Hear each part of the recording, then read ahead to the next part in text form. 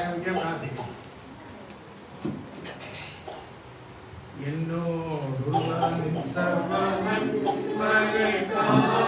ഞാൻ എന്തു ചെയ്യേണ്ടു നിനക്കേ യേശുവരാ. ഇപ്പോൾ എന്തു ചെയ്യേണ്ടു നിനക്കേ യേശുവരാ. നന്ദി കൊണ്ടെന്റെ ഉള്ളം നമ്മെ നിറയുന്നേ. സന്നദ്ധമോടെ സ്തുതി പാടിടുന്നേ. ദേവസന്നദ്ധമോടെ സ്തുതി പാടിടുന്നേ. പാപത്തിൽ നിന്നു എന്നെ കോരിയെടുക്കാൻ ശാപ ശിക്ഷകളെ ദൈവാത്മജ. ശാപ ശിക്ഷകളെ ദൈവാത്മജ. എന്നെ അൻപോട് ദിനം തോറും നടത്തുന്ന പൊന്നി ദയാനന്ദം വന്ദനമേ. ദേവ പൊന്നി ദയാനന്ദം വന്ദനമേ. അന്ത്യം വരെയും എന്നെ കാവൽ ചെയ്തിടുവാൻ അന്തികയുള്ള മകൾ ശക്തി നീയേ. നാഥാ അന്തികയുള്ള മകൾ ശക്തി നീയേ. താതൻ സന്നിധിയിലും പേർക്കു സദാ പക്ഷവാദം ചെയ്യുന്ന മമ ജീവനാഥ. പക്ഷവാദം ചെയ്യുന്ന മമ ജീവനാഥ. കുറ്റം കൂടാതെ എന്നെ തേജസ്സിൻ മുൻപാകെ മുറ്റും നിർത്താൻ കഴിവുള്ളവനെ. എന്നെ മുറ്റും നിർത്താൻ കഴിവുള്ളവനെ. മഞ്ഞിരത്തിലടിയാൻ ജീവിക്കും നാളെന്നും വന്ദനം ചെയ്യും തിരുനാമത്തിനു. ദേവ വന്ദനം ചെയ്യും തിരുനാമത്തിനു. പ്രാർത്ഥിക്കാം. കർത്താവേ, അടിയങ്ങൾ ജീവിക്കുന്ന നാളൊന്നും അങ്ങയെ സ്തുതിപ്പാൻ ഞങ്ങളെ വിനയപ്പെടുത്തുന്നു. ഈ രണ്ടാം ദിവസം കിടന്ന എല്ലാ ദൈവമക്കളെയും കർത്താവ് കാണുന്നു. ഞങ്ങളുടെ സാന്നിധ്യം ഞങ്ങളുടെ ഇപ്പോഴത്തിൽ അവിടുത്തെ സാന്നിധ്യം പകർന്നാൽ മോശയോട് കൽപ്പിച്ചതുപോലെ എൻ്റെ കാലിൽ ശരിക്കൂലിക്കളെന്ന് പറഞ്ഞതുപോലെ ഞങ്ങളുടെ ചെരുപ്പെല്ലാം ഞങ്ങൾ പുറത്തിട്ടിരിക്കുകയാണ്. ഞങ്ങളിവിടെ ആയിരിക്കുമ്പോൾ കർത്താവിൻ്റെ സാന്നിധ്യം ഉണ്ടെന്ന് വെളിപ്പെടുത്തി ഞങ്ങളെ ശക്തീകരിക്കണം. ഞങ്ങളുടെ ശരീരം മുഴുവനായി പരിശുദ്ധാത്മാവോട് നിറയ്ക്കണം. ആരംഭം മുതൽ ദൈവത്തിൻ്റെ ആത്മാവ് ഞങ്ങളുടെ എന്നോട് സംസാരിക്കണം, ഇടപെടണമേ. ഓരോ വ്യക്തിയുടെ പേരിൽ കർത്താവിൻ്റെ സാന്നിധ്യം പകർന്നും രോഗസൗഖ്യവും ശാരീരികവും മാനസിക ആത്മീയവും രക്ഷയും പരിശുദ്ധാത്മാവിന്റെ ജ്ഞാനത്തിലുള്ള ബലവും ശക്തിയും പകരണമേ. ഉറവിട ക്ഷമിക്കണേന്ന് പറഞ്ഞ് സംസാരിക്കുന്ന ലാലുവിനെയും കുടുംബമായി അനുഗ്രഹിക്കുന്ന അമ്മ, സഹോദരി, കുഞ്ഞുങ്ങൾ അനുഗ്രഹിക്കണമേ. അവരുടെ സാന്നിധ്യം ദൈവത്തിന് മഹത്വമായി തീരുന്ന അവരുടെ പ്രാർത്ഥന, അവരുടെ നേർച്ചകളൊക്കെ കർത്താവ് കേൾക്കി അറിയിക്കുന്നു. ആഗ്രഹിക്കായി കുഞ്ഞിന് വേണ്ടി പ്രാർത്ഥിക്കുന്നു. അവരുടെ അനുഗ്രഹിച്ചിരിക്കുക സ്തോത്രം സ്തുതിക്കുന്നു. മാനമാത്രമായി ദൈവത്തിന് മഹത്വയിലും മനസ്സുഖത്തോടെ ബലത്തോടും താൻ ആഗ്രഹിക്കുന്ന പ്രവൃത്തികളിൽ എത്തിച്ചേരുവാൻ കൂടെ ചെയ്യണമേ. പരിശുദ്ധാത്മാവിൽ നടക്കണേ. പ്രധാനയും ഭാര്യയും കുഞ്ഞുങ്ങളെ അനുഗ്രഹിക്കണം.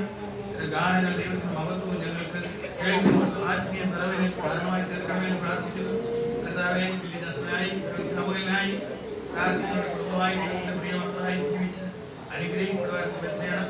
എന്നിലെ ടീച്ചർക്കായി, ബിന്ദു ടീച്ചർക്കായി, അവരുടെ കുടുംബങ്ങൾക്കായി, സജയ് ഡോറ എന്നിവർക്കായി, അവരുടെ മാതാപിതാക്കളായി, ഒരു അപ്പൂപ്പനമ്മയ്ക്കായി പ്രാർത്ഥിക്കുന്നു. അവരുടെ കരങ്ങൾ അടച്ചുകൊള്ളാൻ കാത്തുള്ളവരെ ഇന്നലേക്കായി, ഉച്ചയ്ക്കായി, ശ്യാമളയ്ക്കായി, അവരുടെ മക്കൾ കൊച്ചുമക്കൾക്കായി, തന്നെക്കായി, തന്നെയുടെ കുടുംബത്തിനായി, കുഞ്ഞിനായി പ്രാർത്ഥിക്കുന്നു. ഓരോ വ്യക്തികളെ അനുഗ്രഹിക്കണമേ. ദൈവമേ, ദേശത്ത് നമുക്ക് കടന്നു വന്നിരിക്കുന്ന എല്ലാ മക്കളെയും അവരുടെ കരങ്ങളിൽ തരുന്നു. ജസ്റ്റിസിനെ ഇൻഷയ്ക്കായി ഉമ്മേനായി പ്രാർത്ഥിക്കുന്നു. ജസ്റ്റിസിന്റെ പൂർണ്ണമായ സൗഖ്യത്തിനായി പ്രാർത്ഥിക്കുന്നില്ല. വയനാട് മക്കൾ, ദൈവങ്ങൾ, കൊച്ചുമക്കൾക്കായി പ്രാർത്ഥിക്കുന്നു. തങ്കത്തിനെയും മക്കളെയും തന്റെ കുടുംബജീവിതത്തിലായിരിക്കുന്ന വാർദ്ധക്യത്തിലായിരിക്കുന്ന മാതാവിനെയും ഒത്ത് പ്രാർത്ഥിക്കുന്നു. സത്യൻ പ്രാർത്ഥിക്കുന്നു. സത്യന്റെ ഭാര്യ സ്വന്തമ്മ, മക്കൾ, മരുമക്കൾ, കൊച്ചുമക്കൾക്കായി പ്രാർത്ഥിക്കുന്നു.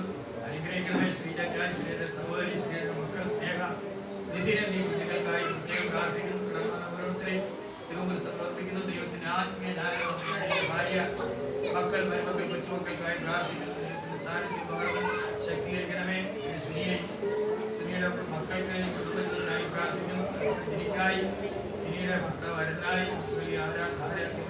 കുഞ്ഞുങ്ങൾക്കായി തന്റെ സഹോദരന്റെ ദാമ്പത്യ ജീവിതത്തിൽ അനുഗ്രഹങ്ങൾക്കായി മാതാവിന്റെ സുഖത്തിനായി ബലത്തിനായി ദീർഘായുസിനായി പ്രാർത്ഥിക്കുന്നു. പ്രാർത്ഥനത്തിൽ വന്ന് പ്രാർത്ഥിച്ചു പോകുന്ന ഓരോ വ്യക്തി ജീവിതങ്ങളും ദൈവസന്നിധിയിൽ അനുഗ്രഹിക്കപ്പെടേണ്ടതെന്ന് പ്രാർത്ഥിക്കുന്നു. കർത്താവിൽ ജാഗ്രതയോടെ അന്വേഷിച്ച് കണ്ടെത്തി ആത്മീയമായി ബലപ്പെടുവാൻ ഞങ്ങളെല്ലാം ഇടപെടണം. കർത്താവിന്റെ സാന്നിധ്യം പ്രാർത്ഥനയിലുള്ളതായി ഞങ്ങളെല്ലാം ഗ്രഹിക്കുവാൻ തക്കവണ്ണം അവിടെ നിന്ന് ശക്തീകരിക്കണം. പാദവിനെയും ദൈവത്തിന്റെ പരിശുദ്ധാത്മാവ് ഞങ്ങളിൽ ഇടപെട്ട് ഞങ്ങൾ ആ ശാരീരികവും മാനസികവും ആത്മീയമായി ദൈവത്താൽ ബന്ധപ്പെടുന്ന മക്കളായി തീരുവാൻ ഞങ്ങളുടെ ഹൃദയങ്ങളെ വിനയപ്പെടുത്തുന്ന അടിനെയും പൂർണ്ണമായി സമർപ്പിക്കുന്നവർക്ക് കർമ്മത്വം നൽകണം. പ്രാർത്ഥിക്കുന്ന എല്ലാവരുടെ മേലും പരിശുദ്ധാത്മാവിനെ വ്യാപരിച്ച് ശക്തീകരിക്കണം. പ്രാർത്ഥനയെ കർത്താവുള്ളതായി സ്വീകരിക്കണം. അവിടുത്തെ സാന്നിധ്യം ഞങ്ങളെ ശക്തീകരിച്ച് അനുഗ്രഹിക്കണം. മാനവ മഹത്വം പ്രാർത്ഥന സ്തോത്രം യേശുവിന്റെ വിലയേറിയ നാമത്തിൽ തന്നെ ആമേൻ. പാഠപുസ്തകത്തിലെ 80ാമത്തെ പാട്ട്.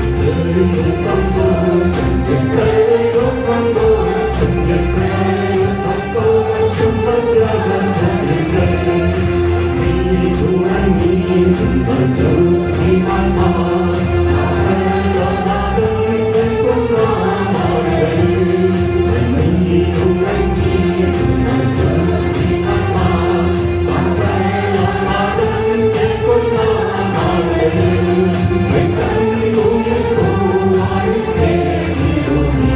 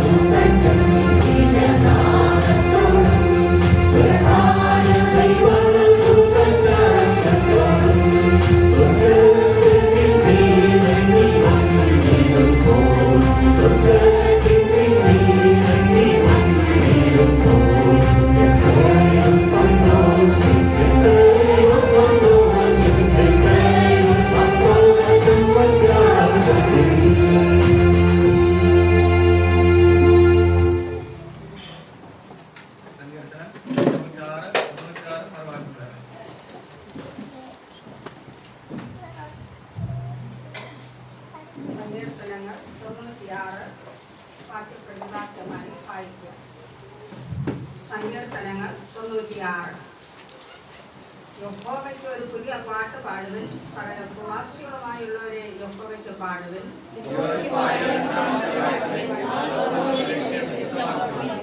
ജാതികളുടെ ഇടയിൽ അവന്റെ മഹത്വവും സകല വംശങ്ങളുടെയും ഇടയിൽ അവന്റെ അത്ഭുതങ്ങളും വിവരിപ്പിൻ.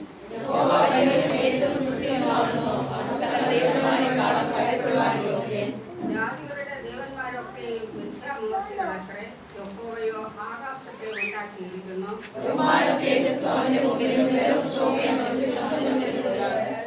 ജാതികളുടെ കുലങ്ങളെ യഹോവയ്ക്ക് കൊടുപ്പിൻ, മഹത്വവും ബലവും യഹോവയ്ക്ക് കൊടുപ്പിൻ.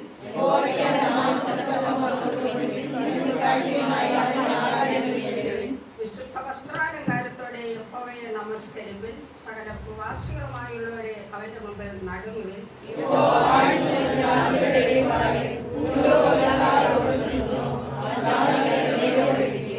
ആകാശം സന്തോഷിക്കുകയും ഭൂമി ആനന്ദിക്കുകയും സമുദ്രവും അതിന്റെ നിറവും മുഴങ്ങുകയും ചെയ്യട്ടെ.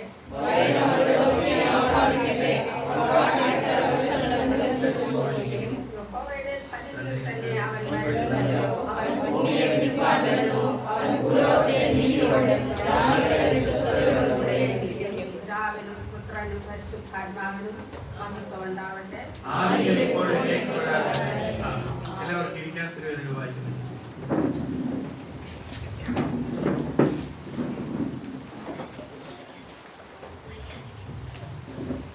ലേഖന വേദഭാഗം 1 കൊരിന്ത്യർ 15-ാം അധ്യായം 1 മുതൽ 8 വരെയുള്ള തിരുവചനം.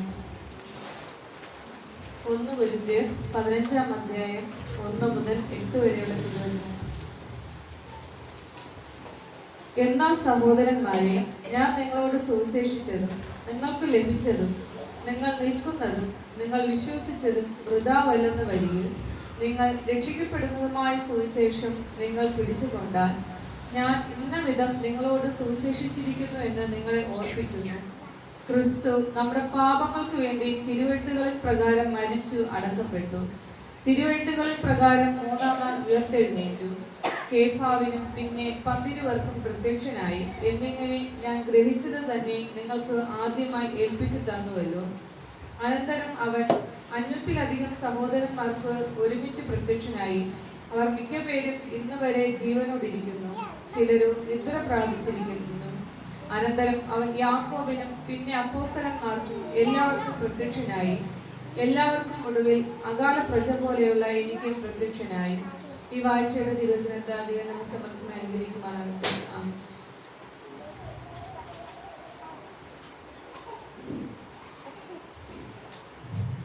പ്രാർത്ഥനയ്ക്കായി നമ്മുടെ കണ്ണുകളെ അടയ്ക്കാൻ, ദൈവത്തോട് പ്രാർത്ഥിക്കാം. 2025 4-ാം തീയതി ഇത്ര അതിശയകരമായി ദൈവത്തെ സ്തുതിക്കുവാൻ നമ്മുടെ ജീവിതത്തിൽ ദൈവം തന്നിരിക്കുന്ന ഈ വലിയ അവസരത്തെ ഓർത്ത് നമുക്ക് നന്ദിയോടെ സ്തുതിക്കാം. നമ്മുടെ പ്രാർത്ഥനാലയത്തിന്റെ 44-ാമത് വാർഷിക കൺവെൻഷൻ യോഗങ്ങളുടെ 2-ാം ദിവസമായ ഇന്ന് പലയിടങ്ങളിൽ പല ദേശങ്ങളിലായിരുന്നു നമുക്ക് ഒന്നിച്ച് ഈ പ്രാർത്ഥനാ കൂട്ടായ്മയിൽ വന്ന് ദൈവത്തെ നന്ദിയോടെ സ്തുതിക്കുവാനും നന്ദി പറയുവാനും സാക്ഷി പറയുവാനും വചനം പറയുവാനും ഒക്കെ ദൈവം നമ്മെ നിർത്തിയ കൃപയ്ക്കായി നമുക്ക് നന്ദിയോടെ സ്തുതിക്കാം. ഇതിന് നേതൃത്വം കൊടുക്കുന്ന ലാലുവിനെയും കുടുംബത്തെയും നമുക്ക് ഓർത്ത് പ്രാർത്ഥിക്കാം. വരുന്ന ദിവസങ്ങളിലും നാളെ നടക്കുന്ന ശുശ്രൂഷയിലും ബിന്ദുറാണി ടീച്ചറും എല്ലാ ടീച്ചറും ഒരു കുടുംബമായി, തിങ്കളാഴ്ച ബൈജു സാറും കുടുംബമായി, ആദ്യത്തെ ചൊവ്വാഴ്ചയും വീണ ടീച്ചർ മെസ്സേജിലാലും എല്ലാം ഈ ദൈവത്തിൻ്റെ മാറ്റമില്ലാത്ത വചനങ്ങൾ ഞങ്ങൾക്ക് വിളമ്പി തരുമ്പോൾ അത് നമ്മൾ പ്രായമില്ലാത്ത പാലിനെ കുടിച്ച് വളരുവാൻ നമ്മുടെ ആത്മീകമായ വളർച്ചയ്ക്ക് അത് അനുഗ്രഹമായി തീരേണ്ടതിന് ഒരു കുടുംബങ്ങൾ അനുഗ്രഹിക്കപ്പെടേണ്ടതിന് നമുക്ക് ദൈവത്തോട് പ്രാർത്ഥിക്കാം. ഇങ്ങനെ കാലങ്ങൾ ആലപിക്കുന്ന പിതാവും കുടുംബത്തിനായി നമുക്ക് പ്രാർത്ഥിക്കാം. ഈ പ്രാർത്ഥനാലയത്തിനുള്ളിൽ പ്രാർത്ഥനയോടെ കടന്നു വന്ന എല്ലാ ദൈവമക്കളെയും നമുക്ക് ഓർക്കാം. കുഞ്ഞു മക്കളെ ഓർക്കാം, വിദ്യാഭ്യാസം ചെയ്യുന്നവർ, ഉന്നത വിദ്യാഭ്യാസങ്ങളിലായിരിക്കുന്നവർ, വാർദ്ധക്യ മാതാപിതാക്കൾ, യൗവന മക്കളെ നമുക്ക് ഓർക്കാം. ഇത് ശബ്ദപരിധിയിലായിരിക്കുന്ന എല്ലാ മക്കളെയും നമുക്ക് ഓർക്കാം. ഇതൊരു അനുഗ്രഹിക്കപ്പെട്ട നിമിഷങ്ങളാണ്. ദൈവത്തെ സ്നേഹിക്കുവാൻ, ആരാധിക്കുവാൻ, ദൈവത്തോട് ചേർന്ന് നിൽക്കുവാൻ ദൈവം നമുക്ക് തന്നിരിക്കുന്ന അവസരത്തെ ഓർക്ക് നമുക്ക് നന്ദിയോടെ സ്തുതിക്കാം.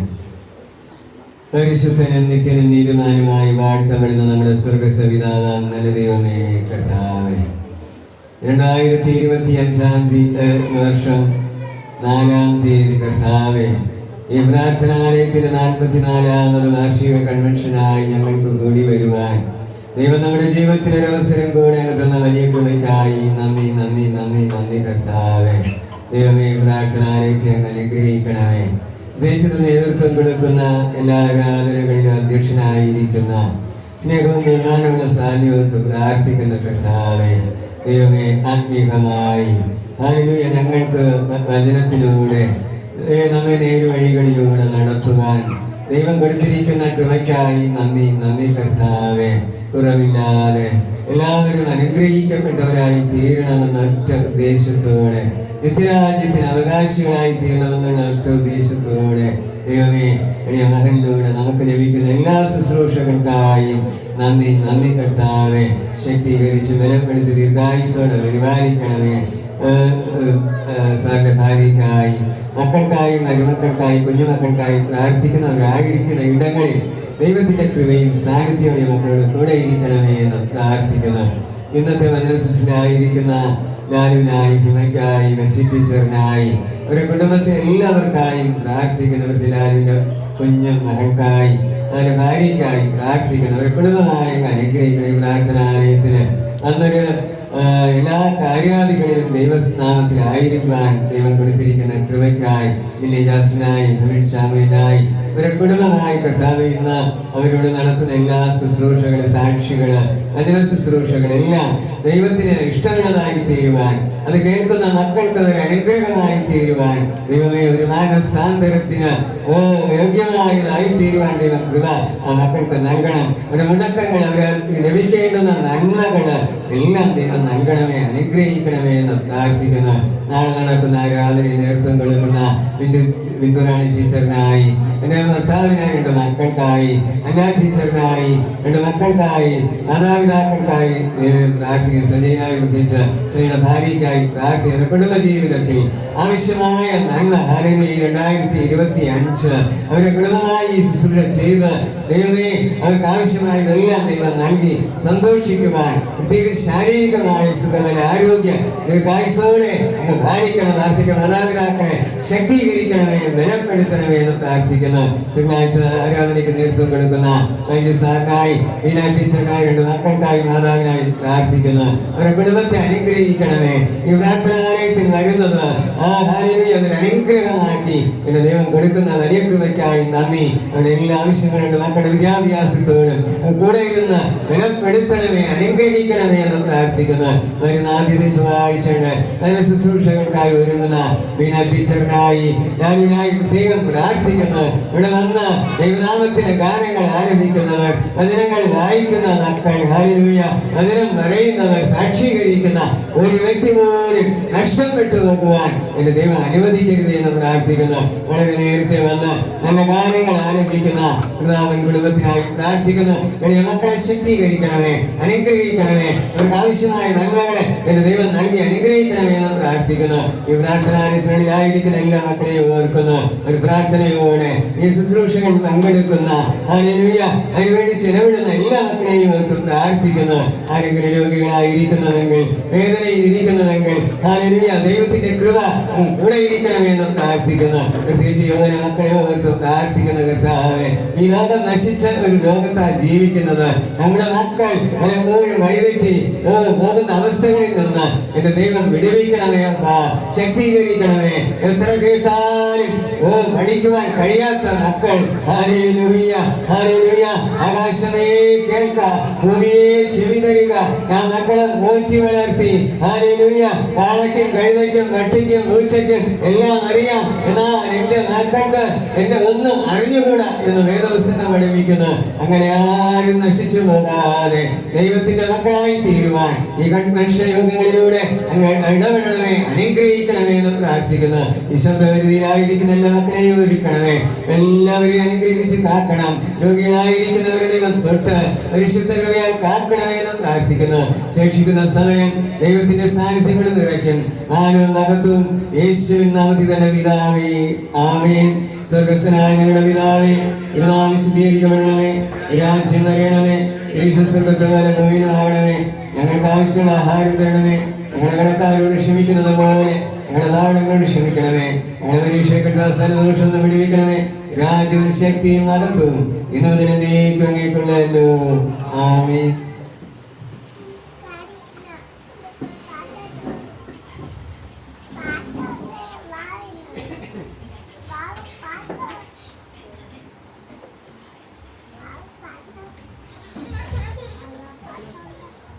ദൈവനാമം മഹത്വപ്പെടുമാറാകട്ടെ.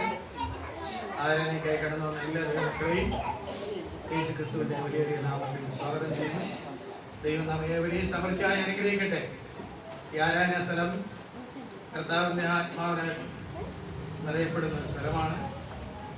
നിങ്ങൾക്ക് പലർക്കും അറിയാം. കടന്നു വന്ന് പ്രാർത്ഥിക്കുമ്പോഴും ഇരിക്കുമ്പോഴും നമ്മുടെ സമയം പോകുന്നത് അറിയാതെ വണ്ണം നമ്മുടെ ശരീരവും മനസ്സും ഒക്കെ ഒരു ബലത്തോടും ആത്മീയ ശക്തിയോടും നമ്മൾ പലരും സൗഖ്യത്തോടും പോകുന്നവരാണ്. നമുക്കതറിയാം.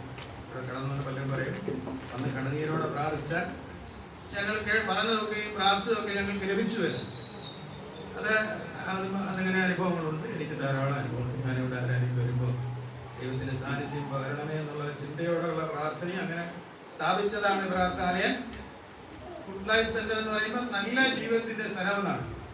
ക്രിസ്തീയ മാർഗത്തിലൂടെ ഇത് ആവർത്തന പുസ്തകം 6-ാം അധ്യായത്തിൽ രചിച്ചതാണ് ഈ ദൈവ പ്രാർത്ഥനാലയം സ്ഥാപിച്ചിരിക്കുന്നത്. ദൈവം എന്നോട് അങ്ങനെ പറഞ്ഞ ആ കാര്യങ്ങളൊക്കെ പാലിച്ചുകൊണ്ടാണ് പ്രാർത്ഥനാലയം. അങ്ങനെ അതിനെക്കുറിച്ച് വചനം ദാസ് പറയുന്നത്. ദാസ് കുടുംബത്തിന് അനുഗ്രഹമായ ശുശ്രൂഷ നിറവേറ്റി ദൈവത്തിന് മഹത്വത്തോടെ ദൈവം കുടുംബത്തെ സമൃദ്ധിയായി എൻ്റെ കുടുംബത്തെ അനുഗ്രഹം കുടുംബത്തിൽ എല്ലാവരും പങ്കെടുക്കുന്നു. അതുപോലെ ഇന്ന് ലാലും കുടുംബവുമാണ് കൺവെൻഷൻ പങ്കെടുക്കുന്നത്. അവർക്കായി നമുക്ക് പ്രാർത്ഥിക്കണം. അനുഗ്രഹമായ ശുശ്രൂഷ നടത്തട്ടെ.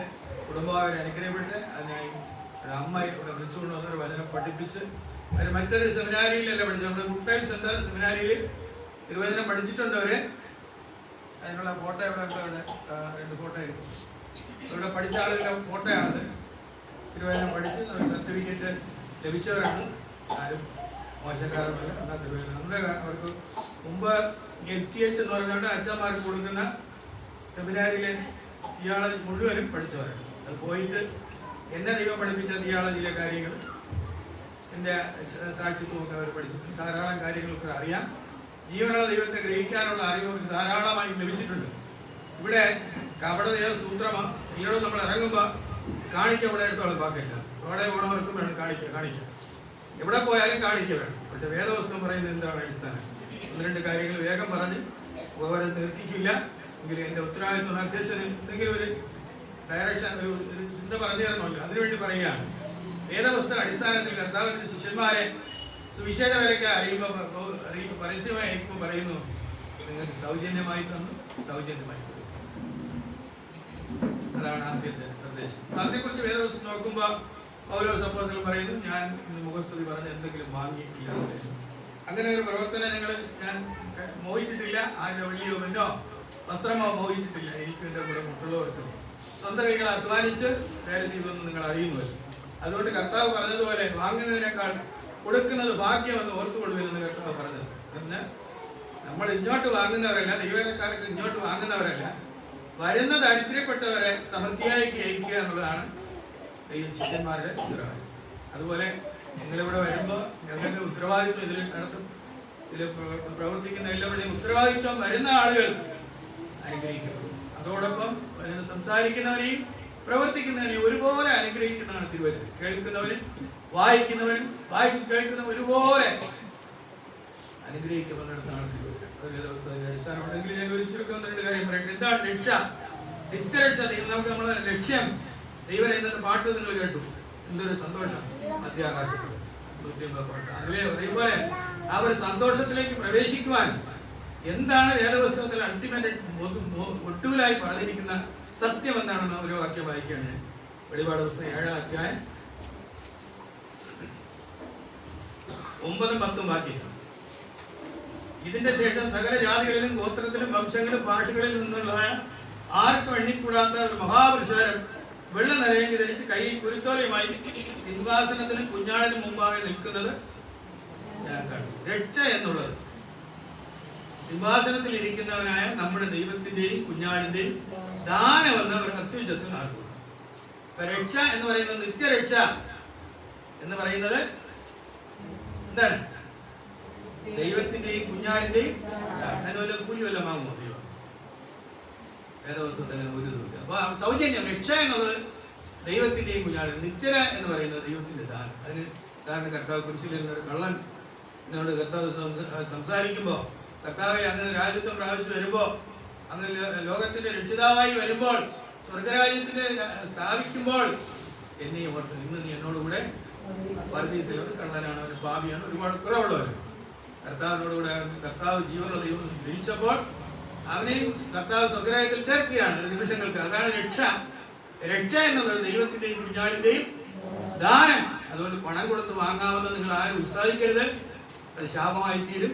അങ്ങനെയുള്ള പണം കൊടുത്താൽ നിങ്ങൾക്ക് ദൈവമൊന്നും തരില്ല. അത് പല ഭാഗങ്ങളുണ്ട്. ശിവൻ എന്ന് പറയുന്ന ഒരു മനുഷ്യൻ തന്റെ യേശുവിന്റെ ശിഷ്യന്മാർ പ്രാർത്ഥിച്ചപ്പോൾ പരിശുദ്ധാത്മാവ് കിട്ടി പലർക്കും. അപ്പൊ ശിവൻ കുറച്ച് പണക്കാരനാണ്. പണം കൊണ്ടുവന്ന് ശിഷ്യന്മാർ കൊടുത്തിട്ട് പറഞ്ഞു, ഞാനും ഒരാളിന്റെ മേൽ പ്രാർത്ഥിച്ചാൽ അവർക്കും പരിശുദ്ധാത്മാവും രോഗസൗഖ്യം ലഭിക്കേണ്ടതിന് ആ ശക്തി എനിക്കും തരണമെന്ന്. അപ്പോൾ അവിടെ ശിഷ്യന്മാർ പറയാണ്, ഈ പണം ദൈവത്തിന്റെ ദാനം നീ പണത്തിന് വാങ്ങിക്കൊള്ളാമെന്ന് ആഗ്രഹിച്ചുകൊണ്ട് ഈ പണത്തോടുകൂടെ നീ നശിച്ചു പോകും എന്നാണ് പറഞ്ഞിരിക്കുന്നത്. അതുകൊണ്ട് ഇരമ്യ പ്രവാചകൻ പറയുന്നു, പ്രവാചകന്മാരും പുരോഹിതന്മാരും ഒരു കൈയായി നിന്ന് അധികാരം നടത്തുന്നു. ഇരമ്യ 5-ാം അധ്യായം 30-31 വാക്യം വായിക്കും പറയും, വിസ്മയവും ഭയങ്കരമായ ദേശത്ത് സംഭവിക്കുന്നു. എന്റെ പുരോഹിതന്മാരും പ്രവാചകന്മാരും ഒരു കൈയായി നിന്ന് അധികാരം നടത്തുന്നു. എന്റെ ജനത്തിനും അതിഷ്ടം ഒടുക്ക നിങ്ങൾ എത്തിച്ചു. അതിന് അവിടെയും ഇരമ്യ വീണ്ടും പറയുന്നു 7-ാം അധ്യായത്തിൽ കുറുമ്പ്രാവും പക്ഷിയും ഈവൽ പക്ഷിയും ഒക്കെ അതിന്റെ കൂടും അതിന്റെ മടങ്ങി വരവും കൂട് വയ്ക്കാനുള്ള പ്രായവും കാലവും ഒക്കെ മുട്ടയിടുന്ന കാലവും ഒക്കെ തിരിച്ചറിയും. എന്റെ ജനം അറിഞ്ഞൂടെ? മനുഷ്യനറിയാമോ എപ്പോഴാണ് കല്യാണം കഴിക്കുന്നത്, എപ്പോഴും കുടുംബമാണ്, എപ്പോഴാണ് ഒരു നിശ്ചയമില്ല. പക്ഷെ സങ്കീർത്തനം 1-ൽ പറയുന്നു, ദൈവത്തിന്റെ ന്യായ പ്രമാണത്തിൽ ധ്യാനിക്കുന്ന മനുഷ്യൻ ഭാഗ്യവനെ ആഗ്രഹിക്കുന്നത് തക്ക കാലം ഉണ്ട്. നീ ഉണ്ടാക്കിയതല്ല, ദൈവത്തിൽ നിന്നുണ്ട്. അത് നിനക്ക് അറിയില്ലല്ലോ. അവിടെ നിനക്ക് കൂട് വയ്ക്കാൻ അറിഞ്ഞൂടെ, കല്യാണം കഴിക്കാൻ വഴിനീളത് കല്യാണം കഴിക്കും. പോകുന്നിടത്തൊക്കെ നിനക്ക് കുടുംബങ്ങൾ കാണും. ഓരോ സൈക്കിളും ഒരു മീൻ കുട്ടയും 5-6 കുടുംബങ്ങൾ റോഡ് സൈക്കിൾ. ഇതൊക്കെയാണ് ലോകം. ഇതല്ല ദൈവജീവിതം, അതല്ല. അപ്പൊ അത് ഇരമ്യ പറയുന്ന അവർ ആബാലവൃദ്ധം ദ്രവ്യാഗ്രഹികളല്ലോ. പ്രവാചകനും പുരോഹിതനും എല്ലാം ഭരണാധിപന്മാരും. എന്റെ ഇരമ്യ 7-ൽ പറയുന്നു, താഴെ വായിച്ചു നോക്കി അറിയാം. പള്ളി എന്ന് പറഞ്ഞാൽ കള്ള വാക്കുകൾ പറയണമെന്നും കേൾക്കരുത്. ഒരു മഹാകള്ളന്മാരാണ്. അവരോട് ചേരരുതെന്ന് ഇരമ്യ 7-ാം അധ്യായത്തിൽ വ്യക്തമാണ് പറയുന്നത്. അതാണ് അവരാബാലവൃദ്ധം പേരും കള്ളന്മാര്, കവർച്ചക്കാരും. അതുപോലെ പറയുന്ന അന്നത്തെ പുരോഹിതന്മാര് ന്യായപ്രമാണത്തോടുകൂടെ കള്ള എഴുത്തുണ്ടാക്കി വെച്ചു എന്നാണ്. തോറ എന്ന് പറയുന്ന മതഗ്രന്ഥം ഉണ്ടാക്കി മനുഷ്യ സമൂഹത്തിന് ദൈവം വെച്ചിരിക്കുന്ന നീതിയും സ്വാതന്ത്ര്യവും അല്ലെങ്കിൽ കൃപയും കരുണയും സ്നേഹവും വാത്സല്യവും ഒക്കെ മറച്ചിട്ട് ചില സൂത്രത്തിന്മേൽ സൂത്രം എന്നൊക്കെ വേറെ സൂത്രമുണ്ട്. അങ്ങനെ സൂത്രം പറഞ്ഞ് മനുഷ്യനെ വഞ്ചിക്കുന്ന ഒരു ലോകത്താണ് നിങ്ങൾ. ഞാൻ വളരെ സൂക്ഷിക്കണം. സൂത്രത്തിന്റെ സുവിശേഷമാണെന്ന് നടക്കുന്ന അത്രയും പണം എവിടെ വാങ്ങിച്ചുകൊണ്ട് സുവിശേഷം ചെയ്യണം. അവിടെ ദൈവത്തിന്റെ ആത്മാവ് പ്രവർത്തിക്കില്ല.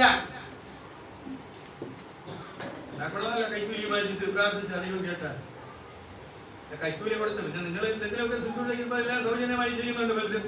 അതൊക്കെ ദൈവം കേൾക്കും. അത് ലോകത്തുള്ളത് തന്നെയാണ്. ദൈവം ആർക്കാണെങ്കിലും നമുക്ക് സൗജന്യമായി മനസ്സോടെ ചെയ്യുന്നതിനോട്. അത് ചോദിച്ച് വാങ്ങി പണം വാങ്ങി സുവിശേഷകരാണെന്ന് ഒരുപാട് പറയും. അതൊക്കെയും സാത്താന്റെ വേലയാണെന്ന് വ്യക്തമായിട്ട് 2 തെസ്സലോനിക്കർ 9 വായിച്ചു നോക്കണം. വേഗം 1-2 വാക്യം വായിച്ചിട്ട് നടത്തും. അധർമ്മമൂർത്തിയുടെ സുവിശേഷ വേലയിൽ അധർമ്മമൂർത്തിയുടെ പ്രത്യക്ഷത നശിച്ചു പോകുന്നവർക്ക് സാത്താന്റെ വ്യാപാര ശക്തിക്ക് ഒത്തവണ്ണം വ്യാജമായ സകല ശക്തിയോടും അടയാളങ്ങളോടും അത്ഭുതങ്ങളോടും അനീതിയുടെ സകല സൂത്രവും വഞ്ചനയും അവന്റെ സുവിശേഷയിലേക്കാണ്. വേണമെങ്കിൽ വായിച്ച് പഠിച്ചൊന്നും കേറില്ല. എത്ര കേട്ടാലും നീ പിന്നെ അങ്ങനെ പോകുമ്പോൾ 2 ശമ്പളം ആർക്കും കൊടുക്കാറില്ല. ദൈവം എല്ലാ ജോലിക്കും ശമ്പളമാണ്. പറഞ്ഞു കൂലി എല്ലാ കൂലി വരയ്ക്കുമ്പോൾ നമ്മൾ ചെയ്യും. അവിടെ സിൻസിയറായിട്ട് ചെയ്യുന്നതിന് ദൈവത്തിൽ നിന്നും ഒരു ശമ്പളം. അതാണ് നീതി. ദൈവത്തിന്റെ നീതി ലഭിക്കുന്നത് സൗജന്യമാണ്. ദൈവത്തിന്റെ കൃപ സൗജന്യമാണ്. ദൈവത്തിന്റെ സ്നേഹം സൗജന്യമാണ്.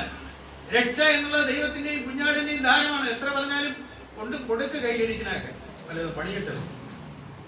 ദൈവം വേദപുസ്തകം പറഞ്ഞിരിക്കുന്നത് ദൈവത്തിന്റെ അവന്റെ കൈവരെയും ഗ്രഹിക്കാതെ കൊണ്ട് ഞാൻ അവരെ പണിയാതെ ഇടിച്ചു കളയുന്നു.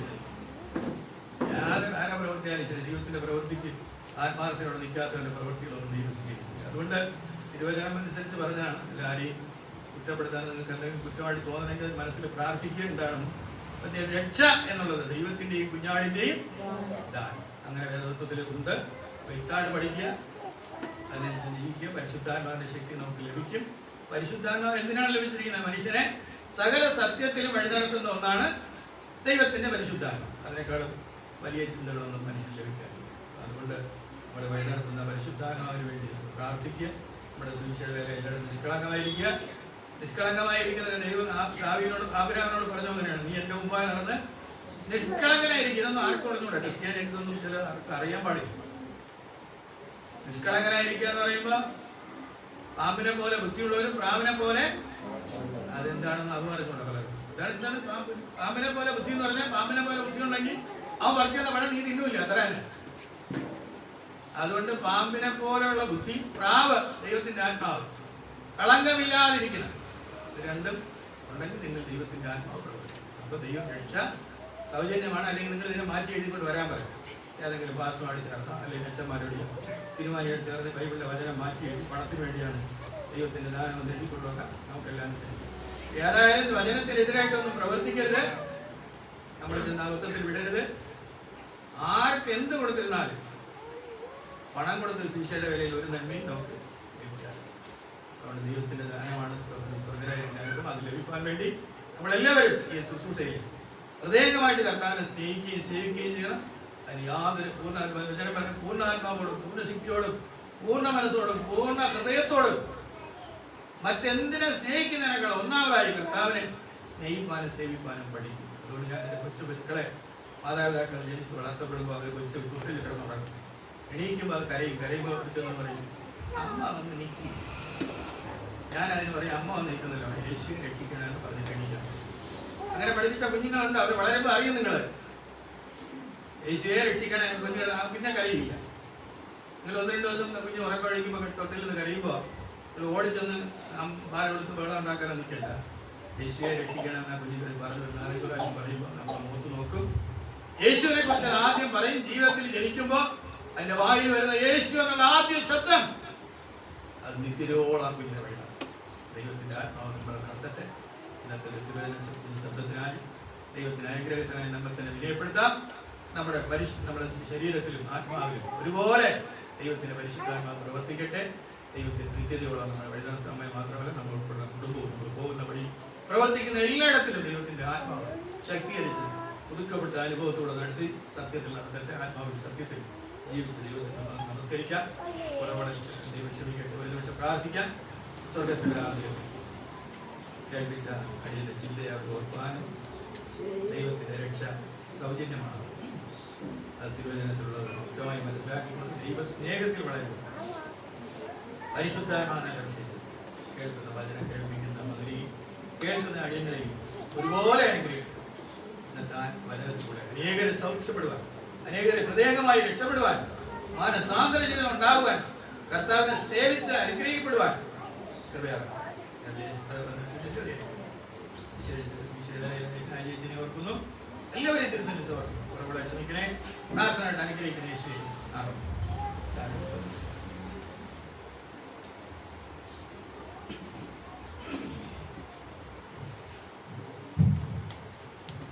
ദൈവത്തിൻ്റെ അതിപരിശുദ്ധമായ നാമം വാഴ്ത്തപ്പെടുമാറാകട്ടെ.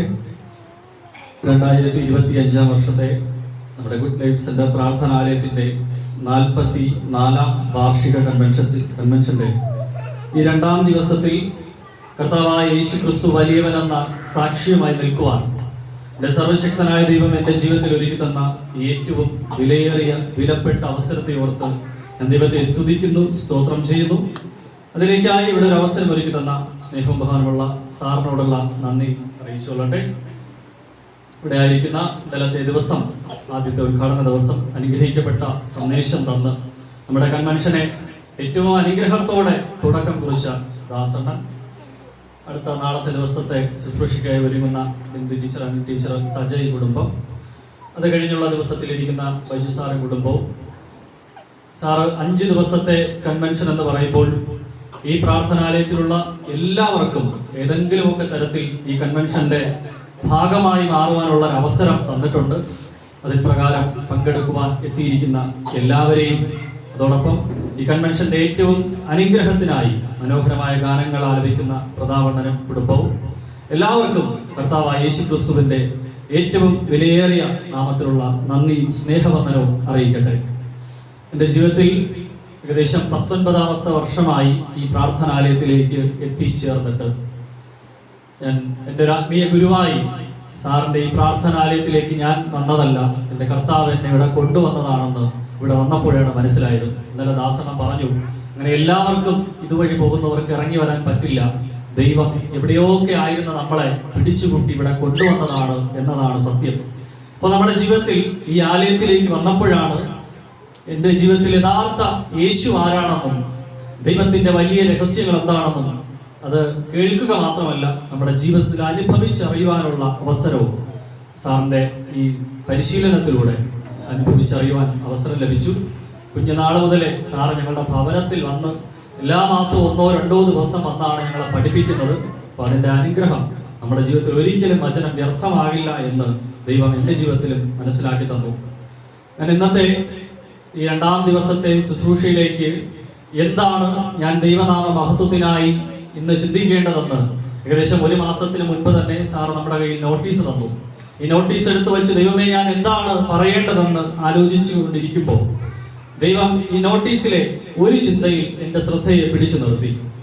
ഗുഡ് ലൈഫ് സെന്റർ പ്രാർത്ഥനാലയത്തിന്റെ സുവിശേഷ പ്രവർത്തനങ്ങളുടെ 44ാം വാർഷിക കൺവെൻഷൻ യോഗം, അതിൽ സുവിശേഷ പ്രവർത്തനം എന്ന ചിന്തയിൽ ദൈവം എന്നെ പിടിച്ചു നിർത്തി. എന്താണ് സുവിശേഷ പ്രവർത്തനം എന്ന് ഒരുപക്ഷെ ഞാൻ അതുവരെ ചിന്തിച്ചിട്ടില്ല. ഈ പ്രാർത്ഥനാലയത്തിലൂടെ 44 വർഷം, അതായത് ഞാൻ ജനിക്കുന്നതിന് മുൻപ് 1980 മുതലേ ഈ പ്രാർത്ഥനാലയത്തിൽ ഒരു ശുശ്രൂഷ നടക്കുകയാണ്. ഒരുപക്ഷെ എന്താണ് ഈ പ്രാർത്ഥനാലയത്തിലൂടെ നടന്നു വന്ന ദൈവത്തിന്റെ സുവിശേഷ പ്രവർത്തനമെന്ന് ഒന്ന് മനസ്സിലാക്കുവാൻ ഈ ഒരു പദത്തിലൂടെ ദൈവം എന്നെ ചിന്തിപ്പിച്ചു. അതനുസരിച്ച് ഞാൻ ദൈവം തന്ന ആലോചനയ്ക്കായി ഈ 2ാം ദിവസത്തെ ചിന്താവിഷയമായി തിരഞ്ഞെടുത്തത് ദൈവത്തിന്റെ രക്ഷാ സുവിശേഷം എന്ന ചിന്തയാണ്. ദൈവം എനിക്ക് തന്ന ആലോചന, ഞാൻ ഈ പ്രാർത്ഥനാലയത്തിലേക്ക് ഏകദേശം 19 വർഷങ്ങൾക്ക് മുമ്പ് വരുമ്പോൾ ഈ വേദിയിൽ സാറിന്റെ അപ്പുറവും ഇപ്പുറവും ഏറ്റവും കുറഞ്ഞത് 3 പുരോഹിതന്മാരെങ്കിലും ഇവിടെ ഉണ്ടായിരുന്നു. മറ്റ് പ്രാർത്ഥന ആലയങ്ങൾ പ്രാർത്ഥന ആലയം നടത്തുന്ന വ്യക്തികൾ ഉണ്ടായിരുന്നു. കൺവെൻഷനുകളിൽ പ്രാസംഗികന്മാരായ അനേകരുണ്ടായിരുന്നു. ദൈവം തന്ന ആലോചന, ഒരു കാലഘട്ടത്തിൽ ഈ ദൈവത്തിന്റെ മഹാശുശ്രൂഷ എന്തെന്ന് തിരിച്ചറിഞ്ഞ ഒരു നിര ഒരു കാലഘട്ടത്തിൽ ഇവിടെ ഉണ്ടായിരുന്നു. നമ്മൾ ഇന്ന് 2025 എത്തുമ്പോൾ ആ ഒരു അവസരത്തിന് നമ്മുടെ അജിയച്ചനാണ് ദൈവം അവസരം ഒരുക്കിയത്. അപ്പോൾ അനേകർ ഈ കാലത്തിലേക്ക് നമ്മൾ എത്തുമ്പോൾ ദൈവത്തിന്റെ സുവിശേഷ പ്രവർത്തനത്തിന്റെ മഹത്വം എന്തെന്ന് അറിയാൻ കഴിയാതെ അനേകർ ഈ കാലഘട്ടത്തിലേക്ക് എത്തുമ്പോൾ പിന്തിരിഞ്ഞു പോകുന്ന കാഴ്ചയാണ് കാണുന്നത്. അങ്ങനെയെങ്കിൽ ഇന്നത്തെ ചിന്തയിലേക്ക് 2 ഭാഗങ്ങളിലൂടെ ചിന്തിക്കാൻ ആഗ്രഹിക്കുകയാണ്.